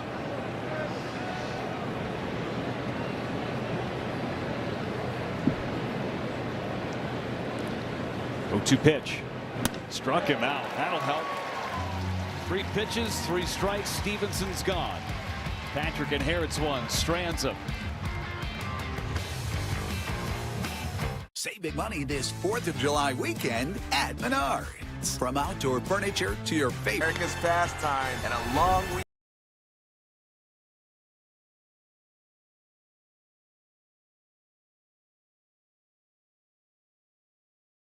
His historic 15 strikeout game of the T-shirt giveaway this Thursday. The first 20,000 ticketed fans will get the exclusive T-shirt commemorating the punch-out, or each punch-out from the Miz's one-hit shutout. Get your tickets at Brewers.com. Here's our shirt. 20,000 fans. I'm surprised it's not 15,000 fans because it's 15 strikeouts. I mean, that would have been good. But they're going to add 5,000 extra. So, pretty cool shirt. You shorten the fans now, or what? Well, I'm not shorting them. I'm just saying if you wanted to be, if you wanted the 15 and the 15 thing, I'm glad they're giving it away. Should have had 20 20,000. punch-outs then, right? Should have, right. I think he's got 20 punch-outs in him at some point. For sure, yeah. Kerry Woodham. Roger Clemens. Yeah. Randy Johnson. There haven't been many 20 punch-out games. No. Brewers are into the bullpen. Chase Petty, the first man out for Terry Francona. Got 5 innings of one-hit ball from Nick Lodolo. Just 1 hit for the Brewers offense. Came in the 2nd inning. 2-0 on William Contreras. Yeah, Petty picked up a save his last time out. That was at Pittsburgh. That was on June 27th. Scoreless inning. The Reds won that series against the Pirates after getting swept by the Brewers. Reds, by the way, this year in the division just 4-17 coming into the game today.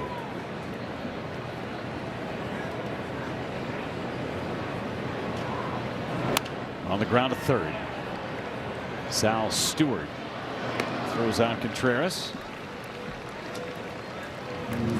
Yeah, the appearance before that, Petty picked up the loss against the Brewers in that 2-1 Milwaukee victory in Cincinnati. Extra inning game. It was a 0-0 game going into the 10th. I don't think I've ever seen a 0-0 game going into extra innings in that ballpark. Yeah. Very hitter friendly for sure. Vaughn, a chopper to third. That's a fair ball and down off the tarp. Vaughn is going to have a double, and maybe that's the spark the Brewers need. Vaughn's hit the ball well a couple of times. And walk his first time up. That bullet out into center. And that Myers made that great catch on. This one off the glove of Stewart and down the line.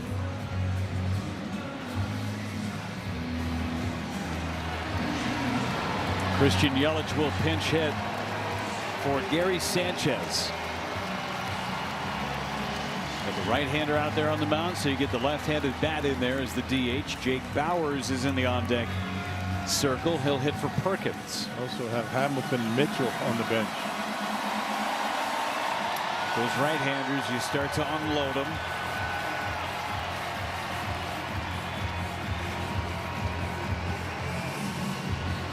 So Yelich,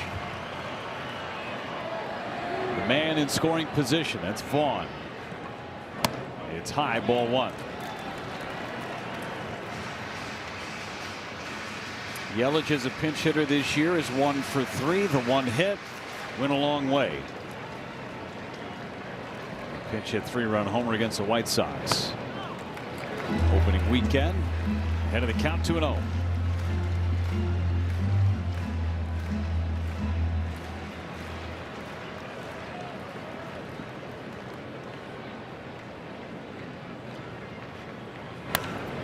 Hit it foul. Had a good one to hit. And right down the middle on a 2-0 pitch. A little behind it. That was the one right there.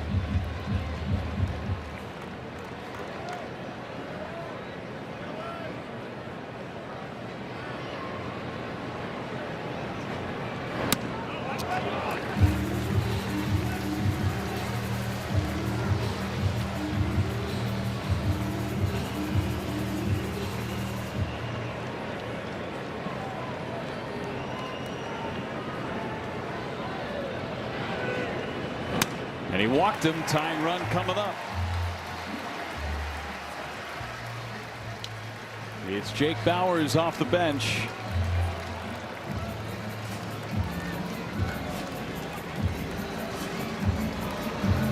Assistant pitching coach Matt Tracy is out of the dugout. Well, they chat about the scouting report on Bauers. Quick message from Gruber Law Offices. Get a winning team on your side. Gruber Law Offices, proud partner of your Milwaukee Brewers. One call, that's all. Tying run is at the plate, and Jake Bauers in the bottom of the 6th inning. Looking for a big hit, and Bauers has done it time and time again this year. Yeah, get one of those fastballs down in the strike zone, and let's see if he can put a good swing on it. Likes that pitch down.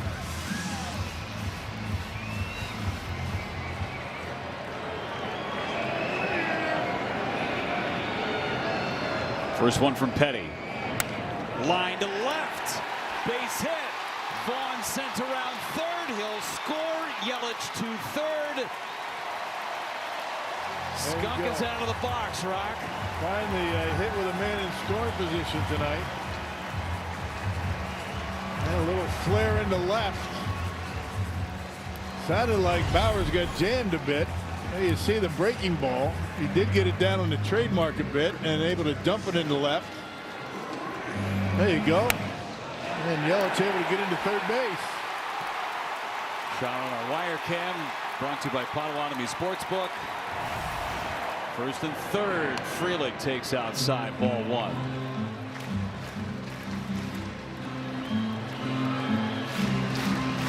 Maybe that one swing from Bauers was the release valve the Brewers needed. Getting into the bullpen, and they got a run across. Yep, our Miller game plan, right? That we were talking about. Get into the bullpen. Udolo really good. Get into that bullpen that struggled. Didn't take long, did it? 1 inning.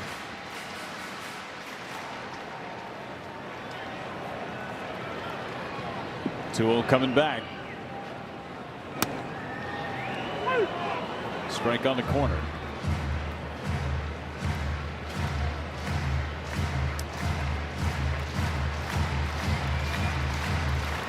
See the Brewers with runners in scoring position. Last 6. Check the swing. Ooh, he went. Wow.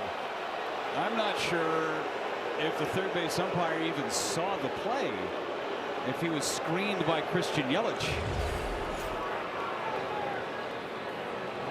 Oh, that's terrible. Yeah, that's just bad call. I mean, that's the only thing that the umpires don't get overruled on. Can't review it. Bad call.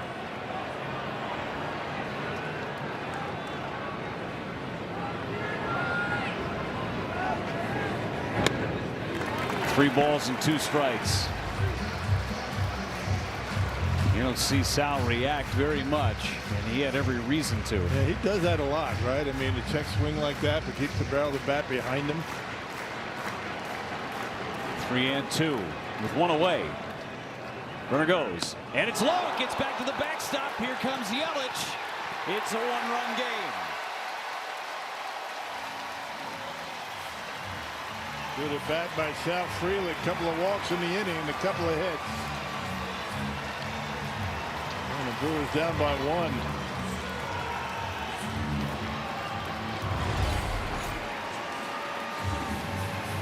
Yanked the fastball by Stevenson. Yeah, that's one that Stevenson probably's got to be able to hammer, or at least keep in front of him. And Yelich comes across.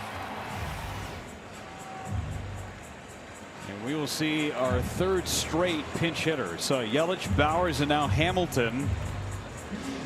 After Frelick had hit for himself, Hamilton hits for Cooper Pratt. Mitchell, the only remaining bench player.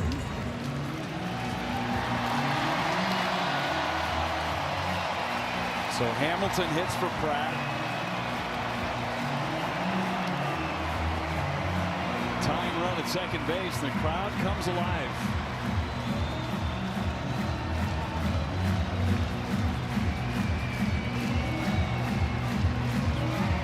Surprisingly, no activity in that Reds bullpen.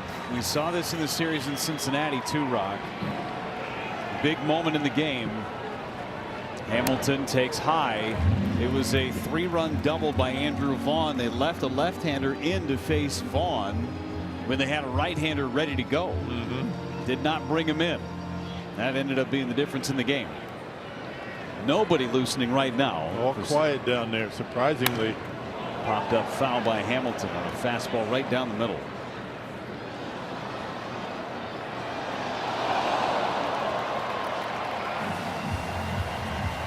It's a Reds bullpen that has an ERA of almost 5. Good speed on the bases. It's 2-1 on David Hamilton. Petty's thrown 12 balls of the 20 pitches he's thrown.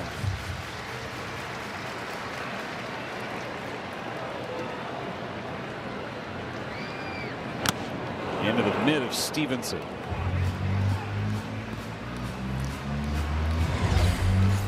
Yeah, here it is. Hit it. I'm not going to walk you. Threw it right by him. Hamilton is 0 for 1 with a walk as a pinch hitter this year. Petty blew out a shoelace. Now Joey Ortiz on deck, a 1-run game.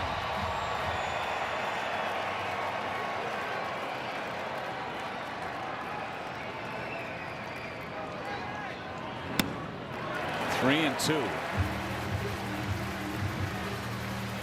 Here's Ortiz, and wouldn't it be fitting if he came to the plate with the bases loaded? Yeah.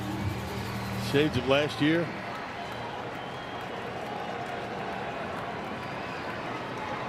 Three-two. Fly ball to center. Friedel is on it. Back to tag is Bowers. He'll end up to third. Runners around the corners with 2 away. Had a decent sound, but maybe a hair off the label. Yeah, maybe a little bit off the end or on the label. One of the two. Just didn't have that sound to it. Yeah, off the end a bit. Kept it in the ballpark. But Bauer's able to get to third base. Wire cam brought to you by Potawatomi Sportsbook. Now it's Ortiz with runners on the corners. Just enough on that 2-seamer to get it off the hands. That is a strike on Ortiz. No challenges. Didn't look like a strike. It looked like Stevenson was ready to challenge it. If Bellino didn't call it, it would have been wrong. Yeah.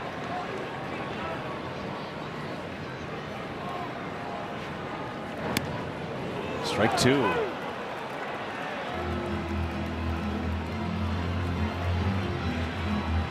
Oh for 2 is Ortiz. He lined to right his last time up. 2-run 6th inning so far.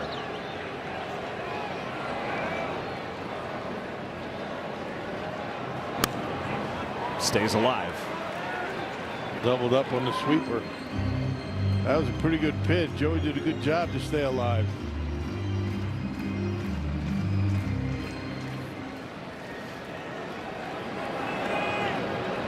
Long inning for Petty. Running out some first and third defense there for Stevenson just in case Frelick takes off.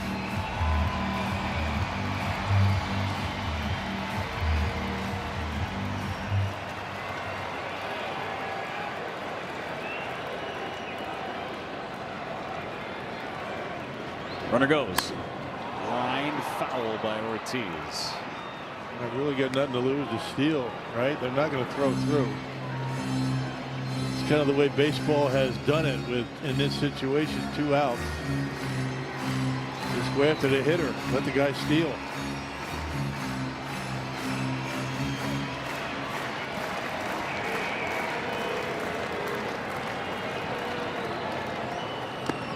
Stevenson just saved a run.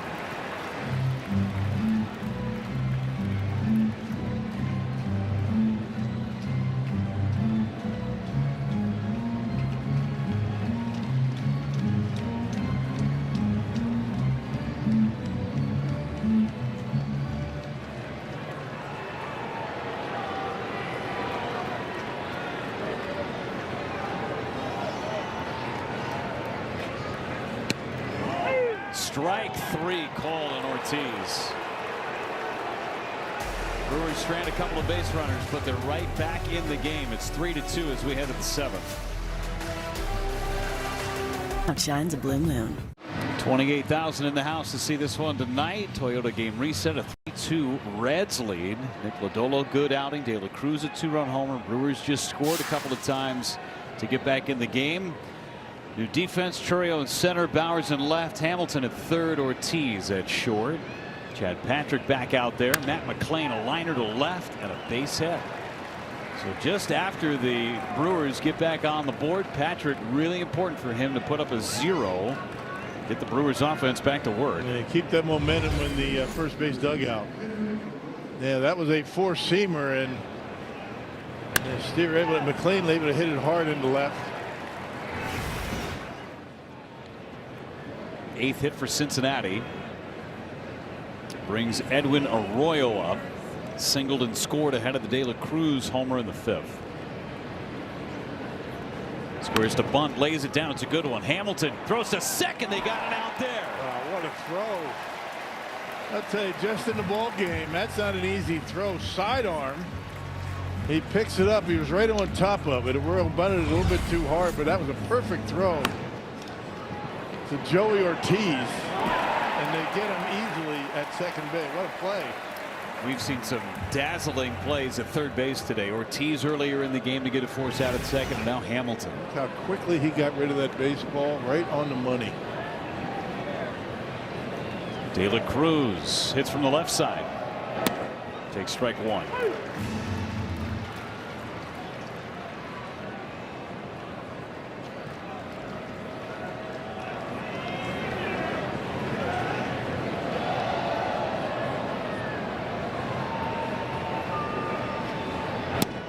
Strike 2. It's amazing the athleticism of these baseball players.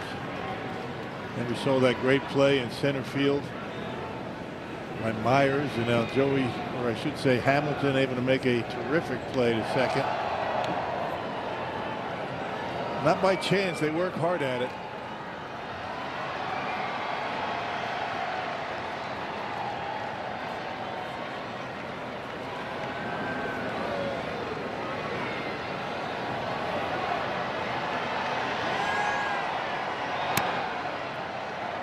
Two on De La Cruz.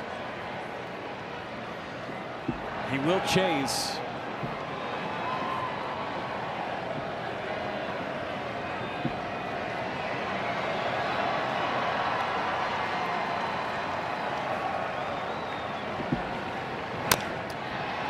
Comebacker Patrick bobbles. Not going to get anybody. He knew the runner and tried to be too quick. Yeah, talking about pressuring the defense, right? I mean, he knew he had to be quick, as you mentioned. De La Cruz busting it down the line. I'd imagine that's got to be an error, doesn't it? Pretty easy play, just not able to make it. And De La Cruz safe at first base. So first and second after the error by Patrick, and it's Sal Stewart, a base hit sandwiched between a couple of strikeouts. Double play candidate.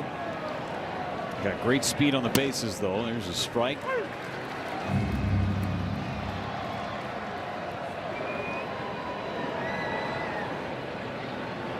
Here's Jared Koenig.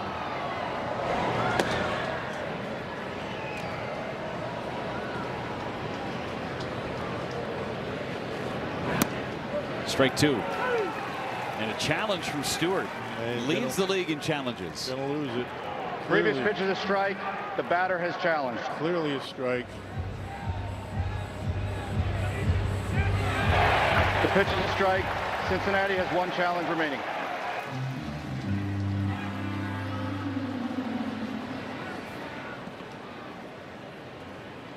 Patrick trying to finish him off.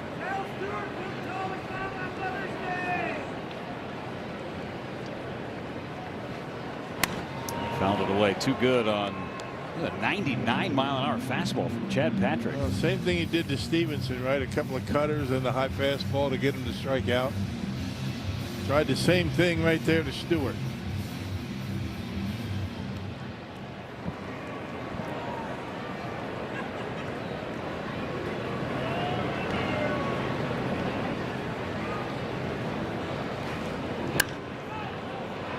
Stewart fouls it away. Going after him with the high fastball. That one right around the shoulders. Seems like that's a league-wide approach these days.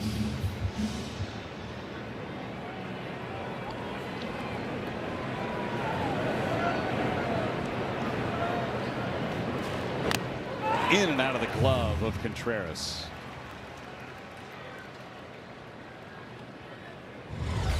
You either do or you don't on these. Yeah, the cutter. Way behind it, barely getting a piece of it.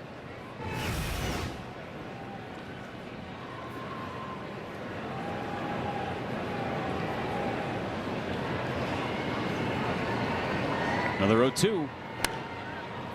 Still going with that high heat. He's swinging at everything.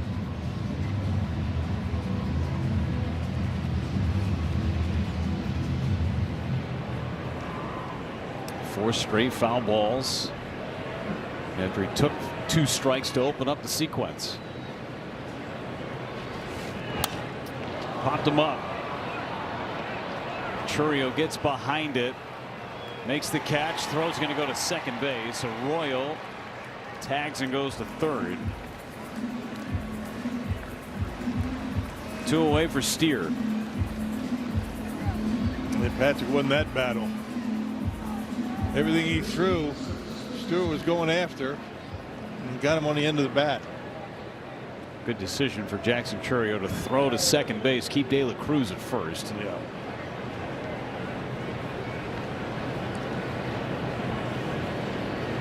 Spencer Steer 1 for 3.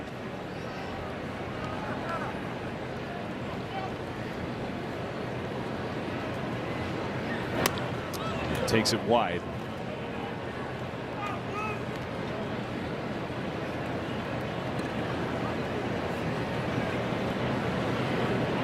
Patrick trying to put up a 0 in the 7th after his offense got him right back in the game. There's a strike at the knees.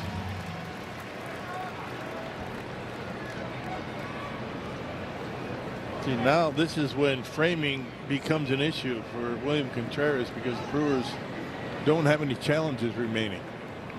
He's got to make these pitches look good. Steer down in the count, 1-2.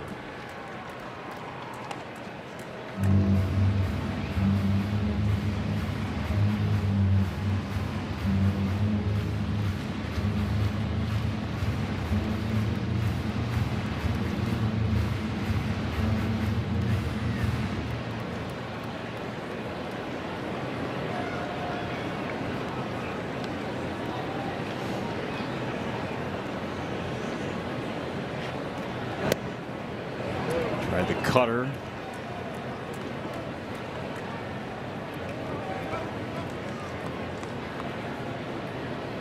Chad Patrick trying to get the Brewers through this 7th inning. Big run over there at third.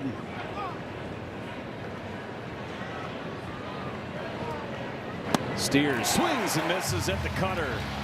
Patrick bends but doesn't break. It's time to stretch in Milwaukee. Big 0 put up by Chad Patrick in the 7th inning.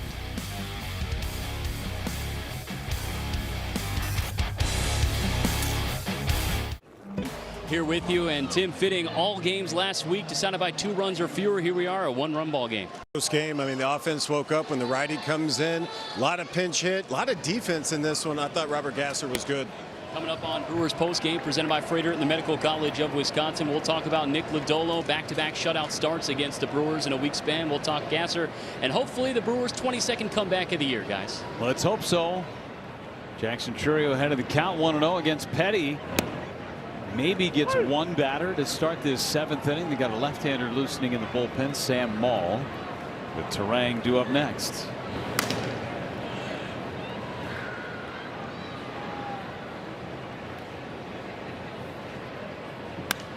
Popped him up. Right field for Marte. 1 away. And Terry Francona is staying in the dugout for now. Yeah, you got Terang and a couple of right-handers due up after him.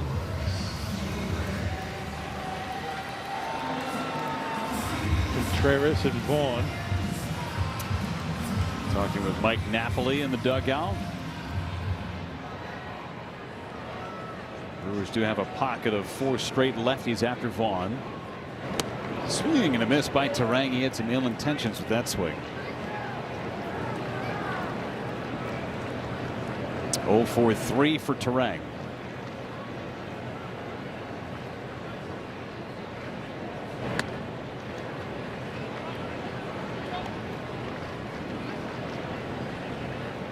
Good outing from Chad Patrick, hitting in a 3rd scoreless. Yeah, real good. Really good cutter to end that last inning. Fouled it away. Sometimes all it takes is one good appearance for a reliever and you lock back in.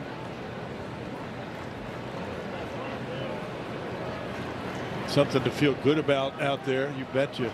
And today was one of those days for Chad.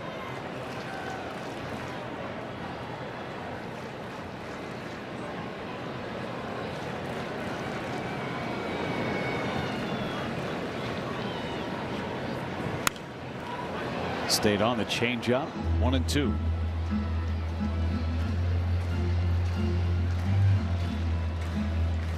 Brewers scored twice in the 6th, had just 1 hit against Lodolo as Ashby and Koenig are loosening in the bullpen.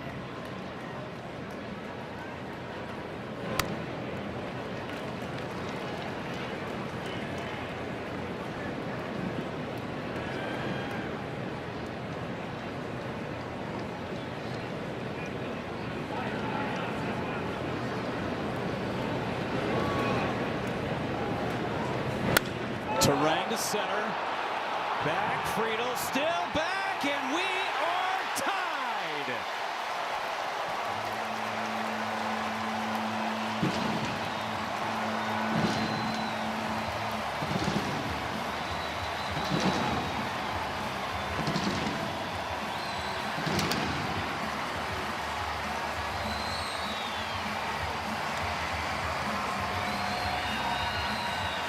A dozen homers for Bryce Turang.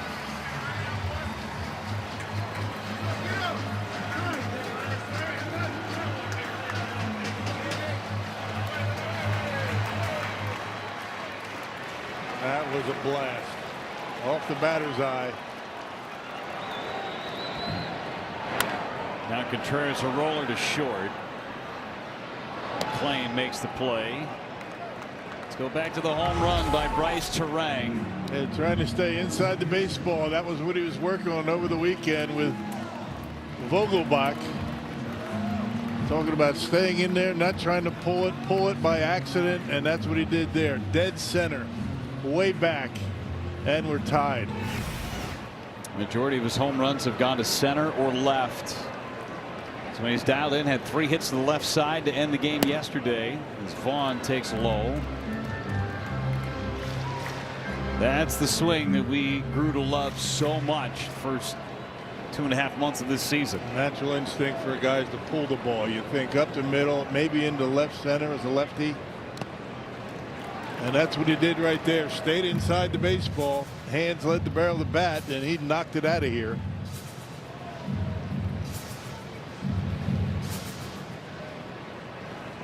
I think these guys show up at 6:30, get ready to game for the game. They're here early, working hard every day. It's not an accident that they become great.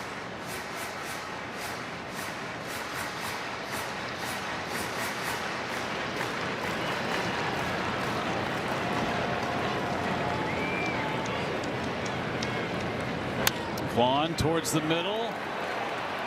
Base hit for Vaughn. He's having a good day at the plate. Even his out took a Herculean catch from Dane Myers, who had to leave the game after he made the catch. And a second hit for Vaughn. Doubled his last time up, able to come around to score. I don't think it would have mattered if Aurora gets it in his glove. There's no play at first. Get a pinch runner for Andrew Vaughn. We'll get a new pitcher for the Cincinnati Reds. Sam Maul coming in to face Christian Yelich.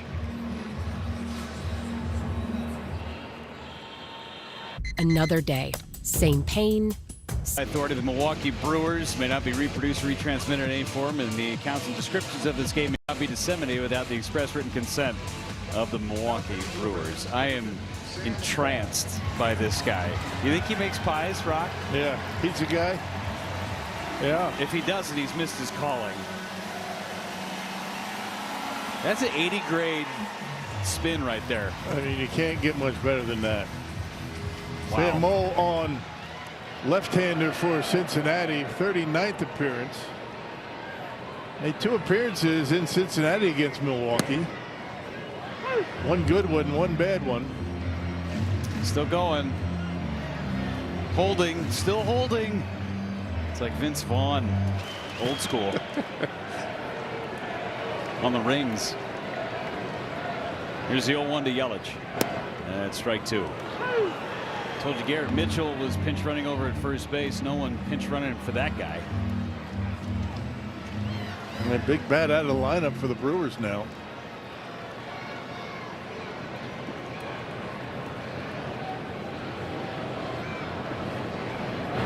Wave and a miss, and Yelich gone on 3 pitches from Sam Moll.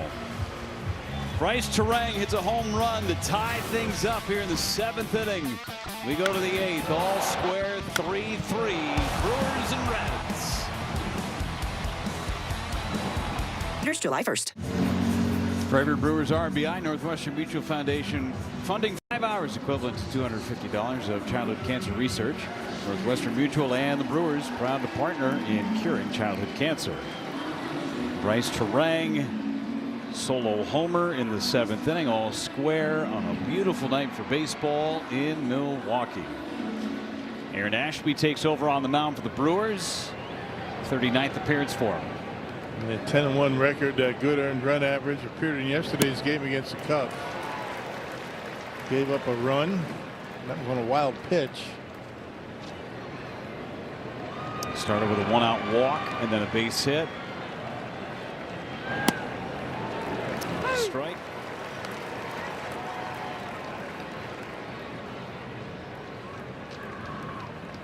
Ended up walking a couple in that outing. It's ahead of J.J. Bleday, 0-2. Friedel is on deck, another left-hander.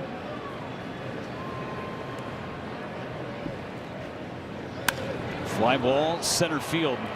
Mitchell, who pinch ran, takes over in center and secures this one. Churio slid over to left field, and Jake Bowers is on the infield over at first base. Here are the defensive changes. There they are, just to prove it.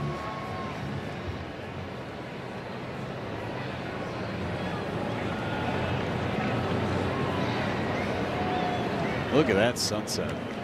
Gorgeous night. Is that mango? I think it is mango. All I want to do is the Saturday Night Live skit, and I'm not doing it. Yeah, if V8 was getting on me, I call it salmon, but it's mango. It's beautiful. I'm just saying. It's beautiful. You and BA can pick up that conversation on Thursday. Thursday, is he back? Thursday? I think so, and then he's done for the rest of the first half.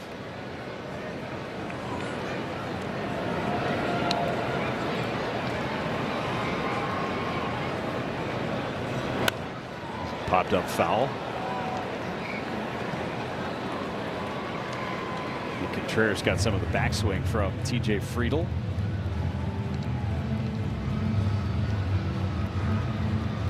Banged up back there. Yeah. Well, what's new, right? Catchers.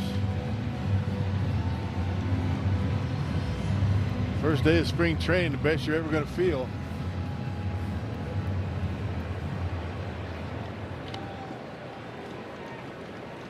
Back to work.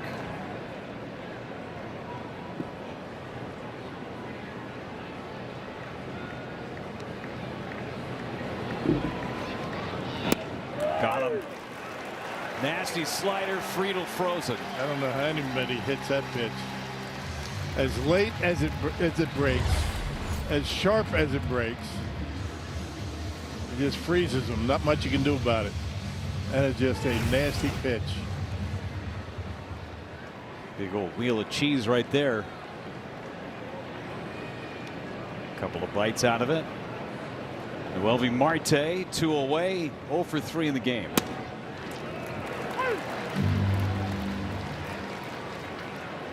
See if Ashby can get through this inning, get a run, and pick up another victory. On the ground is short. Ortiz backhand play.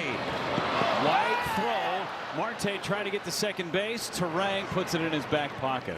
Tough play, and Hamilton was in the vicinity as well of Joey Ortiz. It'd probably be a hit and an error. Would have been a tough play for Joey to get the out. Little chopper. Do or die. I think Hamilton might have had a better shot at it. His momentum was going toward first base. And throw off the mark. Indeed, base hit, and he's 6. Big run out there at second base now. Tyler Stevenson, a double back in the second inning, a ground out and a strikeout.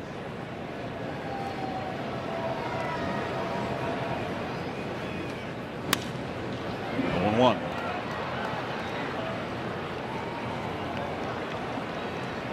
It's always good when Ashby comes in firing strikes.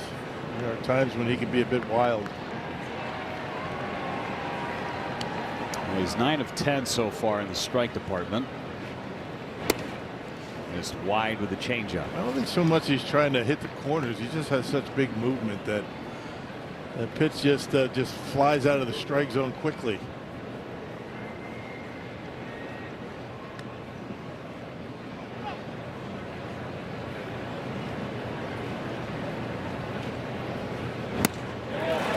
Better change up there. That was nasty. Every catcher you ask, whether it's Contreras, Sanchez, or even the bullpen catchers, who's the toughest guy that you have to catch? It's Ashby. You don't catch many clean, do you? A lot of knuckle busters. Catch them in the palm of your glove.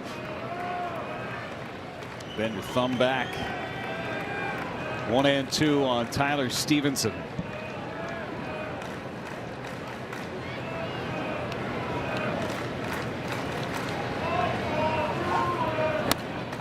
High and tight.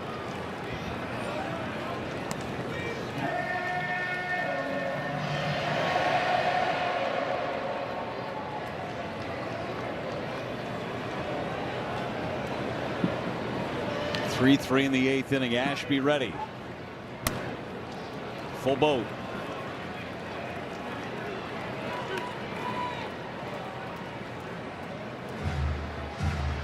It's Matt McClain on deck.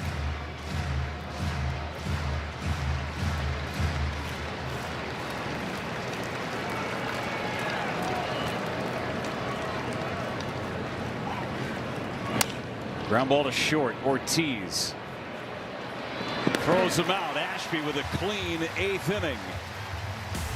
Bowers to lead it off for the Brewers. Tie game 3-3 in the Mango Sky. It's the dad. Nothing outshines a blue moon. Well, check out tonight's timer of the game winner. It's Bass Sled Cheese Factory in Somerset. If they call the Brewers by 10 o'clock tomorrow, they get 40 tickets to a Friday night game in the Miller Lite Beer Pen.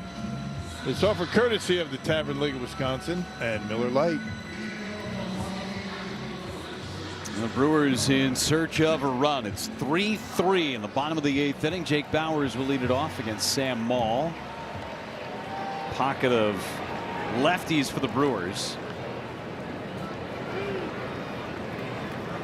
Bowers, Frelick, and Hamilton scheduled. Nobody on the bench. Bench and the cupboard bare for the Brewers now. Swinging and a foul. A sweeper on the inner part of the plate. Reds led 3-0 going into the bottom of the 6th as TJ Antone starts to play catch. Brewers with 2 in the 6th, 1 in the 7th.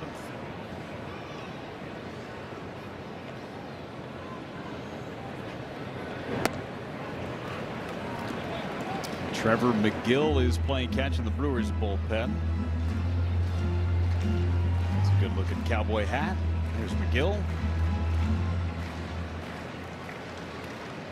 Probably see him regardless, right? Bowers left field. Back is Blade, and he makes the catch. Got in on just enough. 92 right down the middle. Not able to barrel it up. In on him. Off the handle a bit. Sal Frelick. Guy's still spinning that pillow. Arms get tired. The guy behind him is probably getting a little breeze. He's not minding it. Sal takes strike one. How's your breeze machine doing over there? Doing good. You know, it's a battery. Still hanging in there. Nice.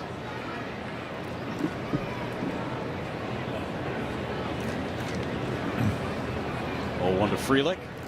Outside. You had to upgrade your fan from a couple of years ago. Yeah, the original breeze machine, I think 20 years old, I think, completely. Yeah. So I had to go with the battery operated. You're not getting much of it because a lot of me is blocking the breeze. I'm just getting secondhand breeze. Yeah. A little flare, shallow left, base hit. Boy, that opposite field approach for Sal has been outstanding in the last few days.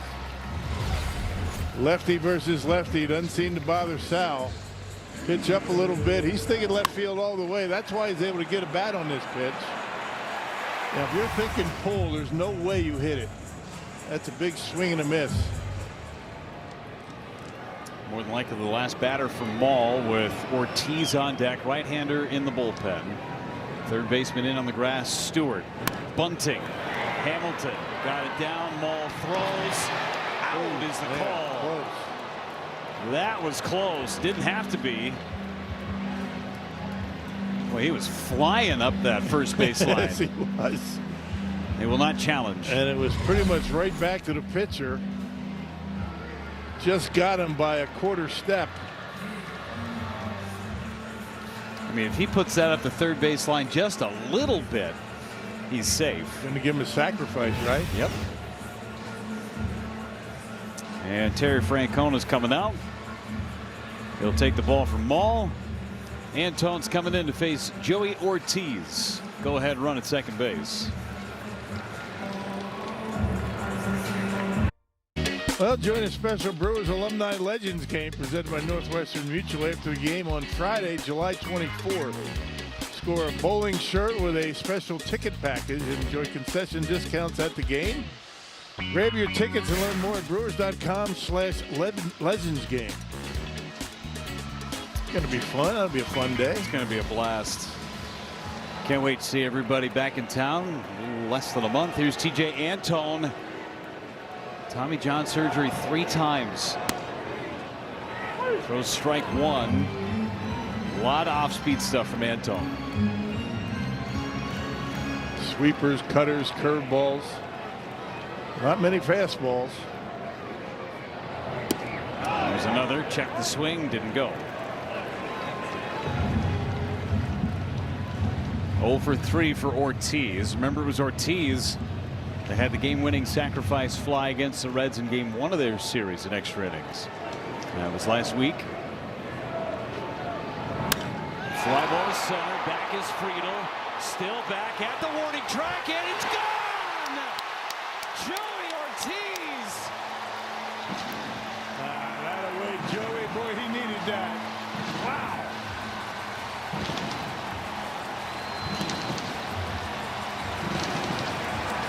Boy, that's got to feel good for Joey.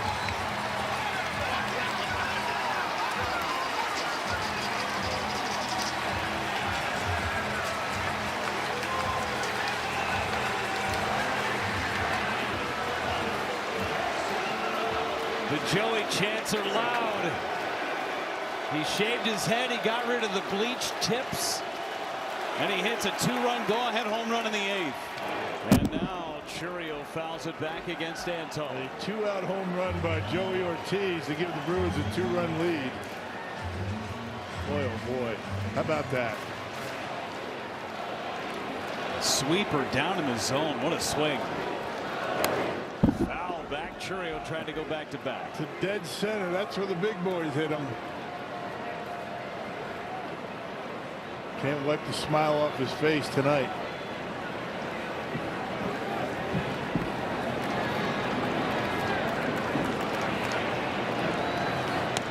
It's down and away on Chourio. 97 from Antone.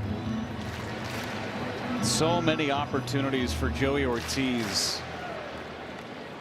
The Brewers with their 2-out run scoring ability.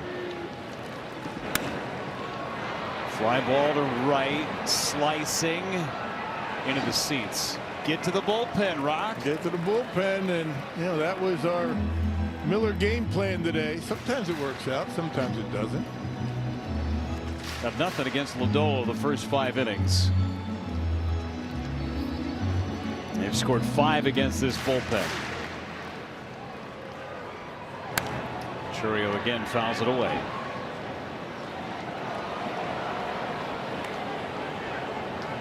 It's the rally shades. Works every time. Is our guy still twirling? Oh yeah. He hasn't stopped since the 7th inning.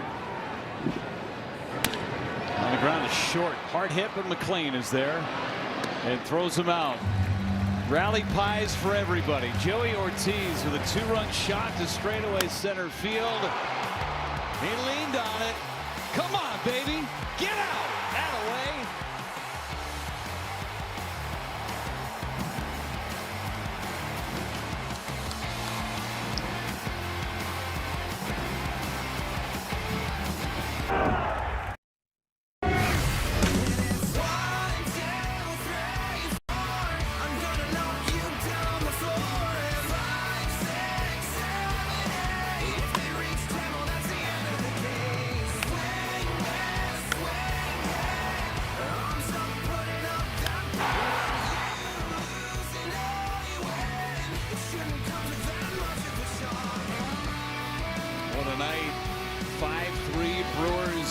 Take the opener of this 4-game series against the Reds.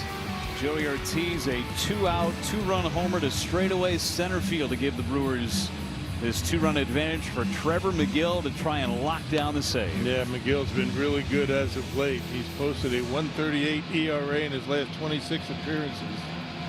Given up 4 earned runs in the last 26 innings. Pitched yesterday against the Cubs, tossed a scoreless inning. Struck out the side in that inning.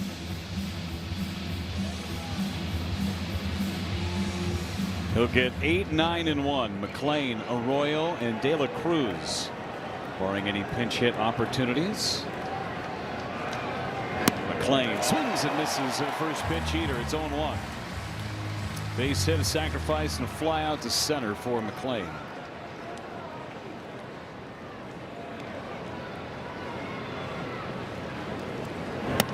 Yes, he did. That's the key right there, that curveball. Get that close enough to get a swing.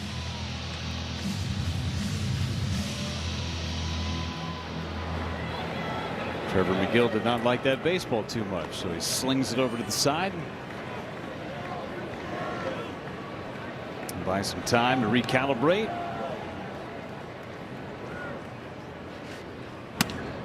High heater, check swing, didn't go.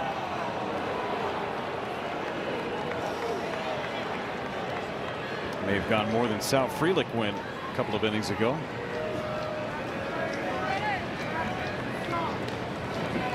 One, two. Got him. One away. Curveball down, fastball up. That's a good way to go. The key is getting a swing on that curveball. That sets up the fastball nicely. Right by him. You're trying to face De La Cruz without anybody on base. Arroyo 1 out of 3. Fouls the first one away on that curveball. Megill lands that thing first pitch. It is a totally different at bat. Yeah, for everybody. Hitters beware. Popped him up, shallow left. Ortiz is out. 2 gone.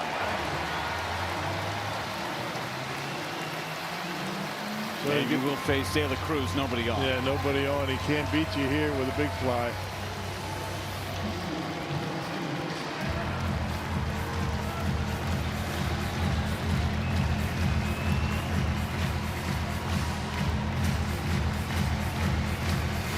Two-run homer for De La Cruz back in the 5th.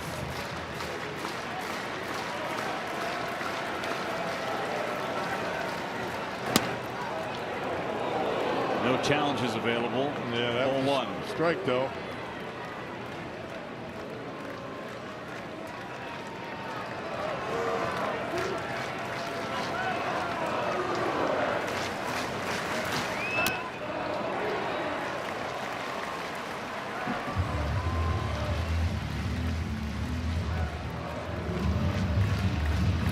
McGill taking his time, getting back towards the mound.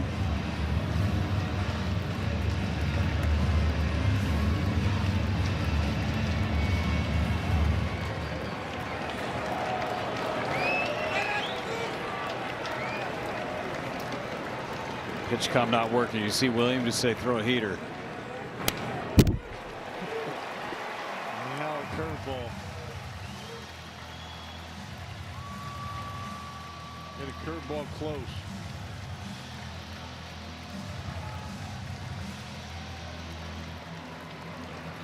Strike away from taking game 1 against the Reds.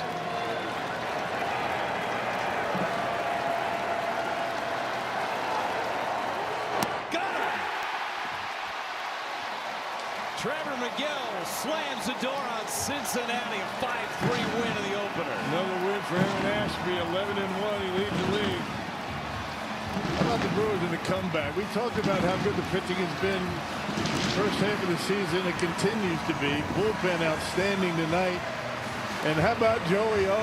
Big home run in the 8th.